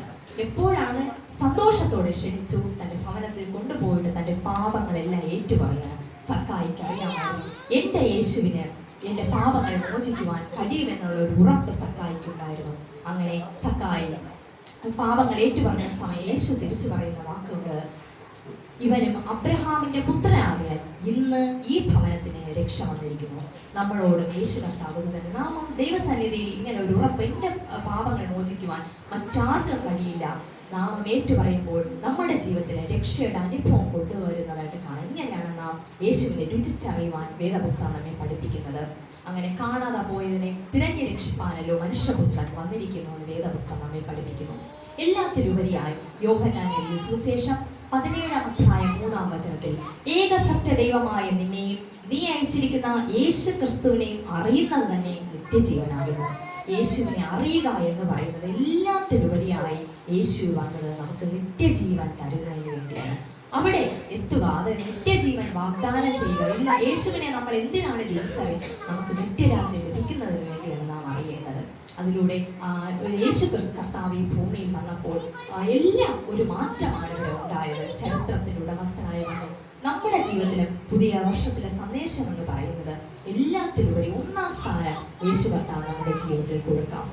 അപ്പോൾ എല്ലാം നിത്യജീവൻ വരെ കൈപിടിച്ച് കിടക്കുന്ന ഒരു ദൈവത്തിന്റെ സ്നേഹം നമുക്ക് മനസ്സിലാക്കാനായിട്ട് കഴിയും. ഒരു മിഠായി നമുക്ക് അലിയിച്ച് കഴിച്ചാൽ മാത്രമേ അറിയാൻ പറ്റുകയുള്ളൂ. പുറത്തുനിന്ന് നോക്കിക്കഴിഞ്ഞാൽ നമുക്ക് ഒരിക്കലും അറിയാൻ കഴിയില്ല അതിൻ്റെ രുചി എത്ര മാത്രം. അതുപോലെ യേശുവിനെ നമ്മുടെ ജീവിതത്തിലേക്ക് അലിയിച്ച് അനുഭവിച്ചാൽ മാത്രമേ എത്രത്തോളം മധുരമാണ് നമുക്ക് അറിയാൻ കഴിയുള്ളൂ. ഇതാണ് നമ്മൾ ചിന്തിക്കേണ്ടത്. യേശു കർത്താവ് വരുമ്പോൾ, നമ്മുടെ ജീവിതത്തിൽ വരുമ്പോൾ, സക്കായിയുടെ ജീവിതത്തിൽ വരുമ്പോൾ, അതല്ല അതിലെല്ലാത്തിലുപരിയായി നമ്മുടെ ജീവിതത്തിൽ വരുമ്പോൾ നമുക്ക് സന്തോഷമുണ്ടാകും, വേദപുസ്തകം അതുപോലെ സമാധാനം ഉണ്ടാകും, ഒരു പ്രത്യാശയുണ്ടാകും. എല്ലാത്തിലും ഭയം മാറി ആർക്കും തരാൻ കഴിയാത്ത, ഈ ലോകത്തിൽ ആർക്കും തരാൻ കഴിയാത്ത ഒരു സമാധാനം, സന്തോഷം എല്ലാം നമ്മുടെ യേശു കർത്താവിന് തരാൻ കഴിയും. നിത്യജീവൻ എന്ന പ്രത്യാശയുടെ അനുഭവം നമ്മുടെ ജീവിതത്തിൽ തരാൻ കഴിയും. ഭയമോ ഇനി എന്നെ തൊടുകയില്ല, പ്രത്യാശയാൽ അനുദിനം വർദ്ധിക്കട്ടെ. യാഹേ അങ്ങെന്നുമെൻ ദൈവം, തലമുറ തലമുറയാ. യാഹേ അങ്ങെന്റെ സങ്കേതം, തലമുറ തലമുറയാ. നീ മയങ്ങുകില്ല, നീ ഉറങ്ങുകില്ല, ഇസ്രായേലിൻ പരിപാലകൻ താൻ. അതേ പ്രിയമുള്ളവരെ, നമ്മുടെ ദൈവം ഇന്നും ജീവനുള്ള ദൈവമാകുന്നു. ഇസ്രായേലിന്റെ പരിപാലകൻ, ഒരിക്കലും മയങ്ങുകയില്ല, ഉറങ്ങുകയില്ല. ആ ദൈവത്തിൽ അർപ്പിച്ച് നമ്മുടെ ജീവിതങ്ങളെല്ലാം സമർപ്പിച്ചുകൊണ്ട് പുതിയ വർഷത്തിന്റെ രക്ഷയ്ക്കായി ആ നിത്യജീവന്റെ പ്രത്യാശയിലേക്ക് നമുക്ക് മുന്നേറാം. ഏവരെയും ദൈവം സമർത്ഥമായി അനുഗ്രഹിക്കുമാറാകട്ടെ. ആമേൻ.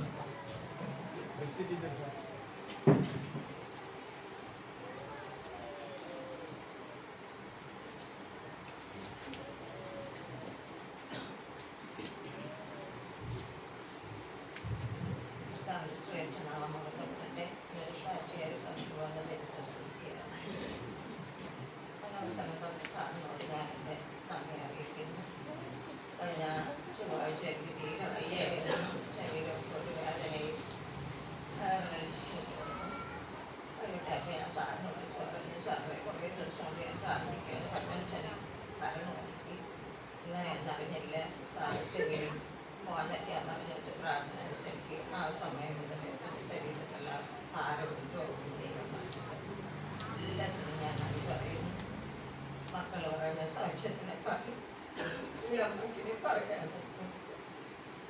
വർഷങ്ങൾക്ക് മുമ്പ് അവൾ 8ാം ക്ലാസ്സിൽ മോൻ 6ാം ക്ലാസ്സിൽ പഠിപ്പിക്കുമ്പോൾ അവളെ കത്തോലിക്ക പള്ളിയിൽ പൊയ്ക്കൊണ്ടിരിച്ചു. ഞാൻ ഓടിച്ചാണ് മക്കളെ കൊണ്ടുവരുന്നത്. ഞാൻ സ്കൂളിൽ ഒരു ടീച്ചറായിരുന്നു. രാവിലെ വിശ്വാസിയുടെ വിളിക്കും. വേറെ ഒന്നും ഞാൻ പറയുന്നില്ല. എൻ്റെ മക്കളെ വചനം പഠിപ്പിക്കണം, ജീവിക്കുന്ന ദൈവത്തിൻ്റെ സാക്ഷിയെ വെക്കണമെന്ന് ഞാൻ മൂലപോണ CSI പള്ളികളിലാണ്. വിവാഹം കഴിച്ചു കൊടുത്തത് കത്തോലിക്ക വീട്ടിലാണ്. പക്ഷേ രക്ഷപ്പെടാൻ പറ്റാത്ത അവസരങ്ങളും പ്രശ്നങ്ങളും നാളുകളും കടന്നുപോയി. എൻ്റെ മക്കളെ ഞാൻ വചനം പഠിപ്പിച്ച് ഞാൻ സ്കൂളിൽ ആദർശങ്ങളുടെ ആരാധനകളപ്പോൾ ഞാൻ എൻ്റെ മക്കളെ ഞാൻ സ്കൂളിൽ വിട്ടിട്ടില്ല. നിങ്ങൾ യേശുവിനെ പഠിച്ചാൽ മതി. പുറകെ തന്നിരിക്കുവാൻ പഠിക്കാൻ വലിയ താല്പര്യമൊന്നുമില്ലായിരുന്നു. പക്ഷേ സ്കൂളിൽ ഒരു ടീച്ചർ എന്ന നിലയിൽ എങ്ങനെ ഞാൻ പിള്ളേരെ പഠിപ്പിക്കാതെ എൻ്റെ മക്കളെ ഞാൻ വചനം പഠിപ്പിച്ചു ഞാൻ അഭിമാനിക്കുന്നു.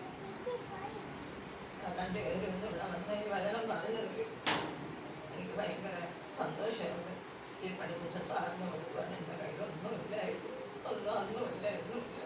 എൻ്റെ ദൈവം സ്വർഗത്തിൻ്റെ ദൈവം സാറിന് ഇവർക്ക് ആവശ്യിച്ചു പോകുന്നുണ്ട്. ഞാൻ കൂടുതലൊന്നും പറയുന്നില്ല. യോശുവയുടെ പുസ്തകം 1-6 വാക്യം, ഞാൻ എന്നെ കൈവിടുകയില്ല, ഉപേക്ഷിക്കുകയില്ല, ഉറപ്പും ധൈര്യപൂർവ്വമായി ആ ദൈവത്തെയാണ് ഞാൻ വിളിച്ചത്.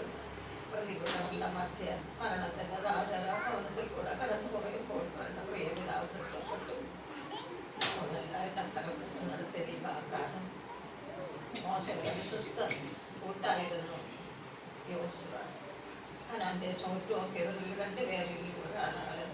അവർക്ക് കിടക്കാൻ പറ്റില്ല എന്ന് 10 പേര് പറഞ്ഞപ്പോൾ യോശു ധൈര്യമായിട്ട് പറഞ്ഞു, അവർ നമ്മുടെ ഇരയാണ്, അവർക്ക് കിടക്കാൻ സാധിക്കും. ആ ഉറപ്പൊന്നും ഇരിക്കും.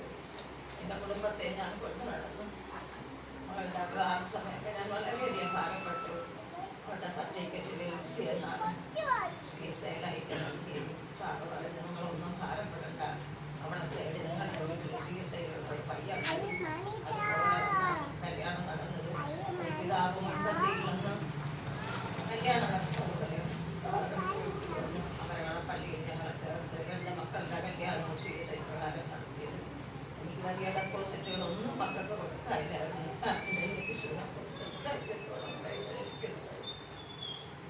അവളോട് ഞാൻ പറഞ്ഞു, അവളോടും പറയാം, നിങ്ങളുടെ തലമുറകൾക്ക് വചനം പറഞ്ഞു കൊടുക്കുക. ദൈവം ഉയർത്തുന്നവർക്കെല്ലാം തരും. സാറ് പറഞ്ഞ കാരണം നിങ്ങളുടെ മക്കളെ ദേശത്ത് ദൈവം ഐശ്വര്യമായിട്ട് നടത്തി. എത്രയോ വാസ്തവമാണ്. അവർക്ക് 2 പേർക്കും മനോഹരമായ വീടുകൾ കൊടുത്തു, ആഹാരം കൊടുത്തു, വസ്ത്രം കൊടുത്തു, വാഹനങ്ങൾ കൊടുത്തു. ആ ദൈവം എത്രയോ സമ്പന്നമെന്ന് ഞാൻ പറയുകയാണ്. 2026 നമ്മളെല്ലാം വിട്ട് കടന്നു പോയി. 25 എത്തിക്കഴിഞ്ഞു. നമ്മുടെ ജീവിതത്തിൽ എന്തൊക്കെ എനിക്കും പരിഭവം കാണും. കുറേയൊക്കെ നേടിയില്ല, പിന്നെ നേടാനുണ്ടല്ലോ. എനിക്ക് പെട്ടെന്ന് എൻ്റെ ദൈവയോഗ്യ പ്രവാചകരുടെ പുസ്തകം എനിക്ക് വെളിപ്പെടുത്തുന്നത് നിങ്ങൾക്കൊരുപാട് നഷ്ടപ്പെട്ട് വെട്ടുക്കിളിയും പച്ചപ്പുഴുവും തുള്ളയും എല്ലാം നിങ്ങളുടെ എല്ലാം നഷ്ടപ്പെടുത്തി. പക്ഷേ ആ നഷ്ടപ്പെട്ട വർഷങ്ങൾക്ക് ഞാൻ തിരിച്ച് നിങ്ങൾക്ക് തരും. അതായിരിക്കട്ടെ നമ്മുടെ അനുഭവവും. ഉപവാസത്തോടെ ഭാവക്ഷമയോടെ ദൈവത്തിൻ്റെ സഭയിൽ ആ ജനവും കൂടിയപ്പോൾ കുഞ്ഞുങ്ങളും മുതിർന്നവരും എല്ലാവരും ഉപവാസത്തോടെ നിലവിളിച്ചപ്പോൾ നഷ്ടപ്പെട്ട വർഷങ്ങളെല്ലാം തിരിച്ചു. നമ്മുടെ ജീവിതത്തിൽ ഒരുപക്ഷെ ആരോഗ്യം നഷ്ടപ്പെട്ടായിരിക്കാം, കുടുംബ സമാധാനം നഷ്ടപ്പെട്ടായിരിക്കാം, കടഭാരം അത് ജപ്തിയുടെ നോട്ടീസ് തന്നിരിക്കുക. എല്ലാം മാറ്റി മക്കളെ അനുഗ്രഹിക്കുക. ദൈവത്തിന് മാത്രമേ കഴിയുള്ളൂ. ഇവിടെ ആരൊക്കെ കടന്നു വന്ന് അവർക്കെല്ലാവർക്കും ദൈവത്തിൻ്റെ കൃപയും സമാധാനം ലഭിച്ചിട്ടുണ്ട്, അല്ലെങ്കിൽ ലഭിച്ചത്. അയാളുടെ ജീവിതത്തിൽ ദൈവം വലിയ നന്മയ്ക്ക് ഞാൻ ദൈവത്തിൻ്റെ സന്നിധിയിൽ നന്ദി പറയുന്നു. എല്ലാവർക്കും ഞാൻ സാറിനോട് നന്ദി പറയാണ്. എല്ലാവരെയും 25 വർഷം സമൃദ്ധിയായിട്ട് അനുഗ്രഹിക്കട്ടെ. ആ ജീവിക്കുന്ന ദൈവത്തിൻ്റെ വചനങ്ങൾ നമ്മുടെ ഉള്ളിൽ നിന്ന് മാറിപ്പോകാതിരിക്കട്ടെ. ആമേൻ.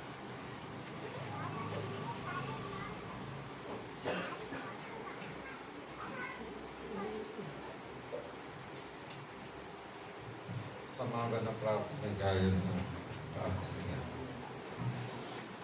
നന്ദി നന്ദി എൻ ദൈവമേ, നന്ദി യേശുപരാ, നന്ദി നന്ദി എൻ ദൈവമേ, നന്ദി യേശുപരാ.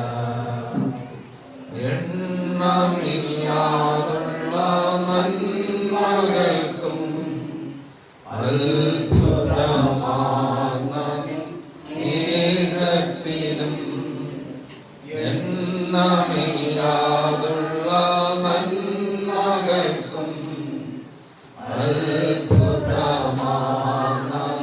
സ്നേഹത്തിനും നന്ദി നന്ദി എൻ ദൈവമേ, നന്ദി എൻ യേശുവരാ, നന്ദി നന്ദി എൻ ദൈവമേ, നന്ദി എൻ യേശുവരാ.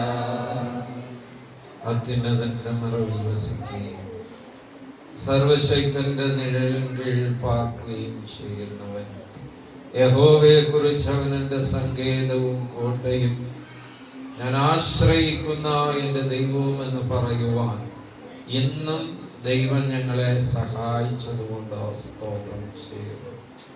കർത്താവേ, കഴിഞ്ഞ 44 വർഷക്കാലം ഈ ദേശത്ത് കർത്താവിൻ്റെ മാറ്റമില്ലാത്ത വചനങ്ങളെ അനേകർക്ക് പഠിപ്പിക്കുവാൻ സ്വർഗസ്ഥനായ ദൈവം ഇങ്ങനെ ഒരു ആലയത്തെ ദൈവം ഈ ദേശത്ത് ഒരുക്കിയത് കൊണ്ട് സ്തോത്രം. അതിന് ഞങ്ങൾക്ക് നന്ദിയല്ലാതെ മറ്റൊന്നും പറയുവാൻ കഴിയില്ല. കർത്താവേ ദൈവമേ, ഞങ്ങളുടെ ജീവിതത്തിൽ ഓരോ ദിവസവും ഇന്നും ഞങ്ങൾ അനുഭവിച്ച നന്മകൾക്കായി നന്ദി പറയുന്നു. കർത്താവേ, എന്ന് കടന്നു വരാൻ കഴിയുമോ എന്നുപോലും ചിന്തിച്ച സന്ദർഭങ്ങളിൽ ദൈവം ഞങ്ങളെ കൂട്ടിവരുത്തിയത് കൊണ്ട് സ്തോത്രം. പരിശുദ്ധനായ ദൈവമേ, ഈ കൺവെൻഷയോ നിങ്ങളുടെ 2ാമത്തെ ദിവസത്തെ കൺവെൻഷന് നേതൃത്വം നൽകിയ പ്രിയ കുടുംബത്തിനായി, പ്രിയ അമ്മയ്ക്കായി, 2 മക്കൾക്കായി, ദൈവം അവർക്ക് നൽകിയിരിക്കുന്ന തലമുറകൾക്കായി, ഉപജീവനത്തിന്റെ സാഹചര്യങ്ങൾക്കായി സ്തോത്രം. കർത്താവേ, പ്രിയ സാറിനായി ഞങ്ങൾ പ്രാർത്ഥിക്കുന്ന കുടുംബമായി അനുഗ്രഹിക്കണമേ. ഞങ്ങൾ ഇന്ന് കേട്ട വചനങ്ങളെല്ലാം അധികം ശ്രദ്ധയോടെ ഞങ്ങളുടെ ജീവിതത്തിൽ കരുതിക്കൊള്ളുവാൻ ദൈവം സഹായിക്കണമേ എന്ന് ഞങ്ങൾ പ്രാർത്ഥിക്കുന്നു. കർത്താവിന് വിരുദ്ധമായ ഒരു സുവിശേഷം ഈ ലോകത്ത് നിലനിൽക്കുന്നു എന്ന് വ്യക്തമായി ഞങ്ങളെ പഠിപ്പിച്ചുവല്ലോ.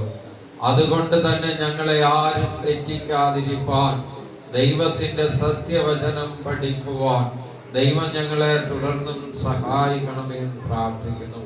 ദാസ് ബ്രദറിനായി, കുടുംബത്തിനായി ഞങ്ങൾ പ്രാർത്ഥിക്കുന്നു. ദൈവമേ, ഈ ശുശ്രൂഷ ഇടവുമായി ബന്ധപ്പെട്ടായിരിക്കുന്ന എല്ലാ പ്രിയപ്പെട്ടവർക്ക് വേണ്ടിയും ഞങ്ങൾ പ്രാർത്ഥിക്കുന്നു. ഞങ്ങളായിരിക്കുന്ന ദേശം, ഞങ്ങളായിരിക്കുന്ന കുടുംബങ്ങൾ, ദൈവം ഞങ്ങൾക്ക് തന്നിരിക്കുന്ന മാതാപിതാക്കൾ, സഹോദരങ്ങൾ, മക്കൾ, തലമുറകളെ ഒക്കെ മാനിക്കണമെന്ന് പ്രാർത്ഥിക്കുന്നു. ഞങ്ങളായിരിക്കുന്ന ഇടവകൾ, ഞങ്ങളായിരിക്കുന്ന ദേശം, ഞങ്ങൾ സാക്ഷ്യമുള്ള ജീവിതം നയിക്കുവാൻ പരിശുദ്ധനെ അവിടുന്ന് കൃപ ചെയ്യണമേ. അവിടുത്തെ കൃപ കൂടാതെ ഞങ്ങൾക്ക് യേശു കർത്താവെന്ന് വിളിച്ചു പറയുവാൻ, കർത്താവിൽ വിശ്വസിക്കുവാൻ, അനേകർക്ക് കർത്താവിനെ കാണിച്ചു കൊടുക്കാൻ ഞങ്ങൾക്ക് കഴിയില്ലല്ലോ. ഞങ്ങളെ അവിടുത്തെ പരിശുദ്ധാത്മാവിനാൽ ബലപ്പെടുത്തുകയും അവിടുത്തെ ശുശ്രൂഷയ്ക്കായി ഒരുക്കുകയും ചെയ്യുമാറാകണമെന്ന് പ്രാർത്ഥിക്കുന്നു. പരിശുദ്ധനായ ദൈവമേ, ഞങ്ങൾ ഈ രാത്രി ഈ ആലയം വിട്ട് പിരിയുന്നു. പിരിയാബന്ധുവാകുന്ന ദൈവത്തിന്റെ കൃപയും സ്നേഹവും നാളത്തെ വിശുദ്ധ ദിവസത്തിൽ അനുഭവിച്ചോ ഞങ്ങളുടെ ആലയങ്ങളിൽ കടന്നുപോയി ദൈവത്തെ ആത്മാവിലും സത്യത്തിലും ആരാധിച്ചോ നാളെ വൈകുന്നേരം വീണ്ടും ഈ ഇടത്തേക്ക് മടങ്ങി വരുവോളം ഞങ്ങളായിരിക്കുന്ന ഇടങ്ങളിൽ അവിടുന്ന് സൂക്ഷിക്കണമേ. ഞങ്ങളുടെ ഇന്നത്തെ മടക്കയാത്രയിൽ കൂടെ ഇരിക്കണമേ. വാഹനങ്ങളെ അവിടുന്ന് നിയന്ത്രിക്കണമേ. ഞങ്ങളുടെ ഗമനാഗമനങ്ങളെ അവിടുന്ന് ശക്തീകരിക്കണമേ എന്ന് പ്രാർത്ഥിക്കുന്നു. ഈ രാത്രിയിലും നല്ല ഉറക്കവും ശാരീരിക സൗഖ്യവും ബലവും നൽകണമേ എന്ന് പ്രാർത്ഥിക്കുന്നു. ഞങ്ങൾ കേട്ട വചനങ്ങൾക്കായി വീണ്ടും ദൈവത്തിന് നന്ദി അർപ്പിക്കുന്നു.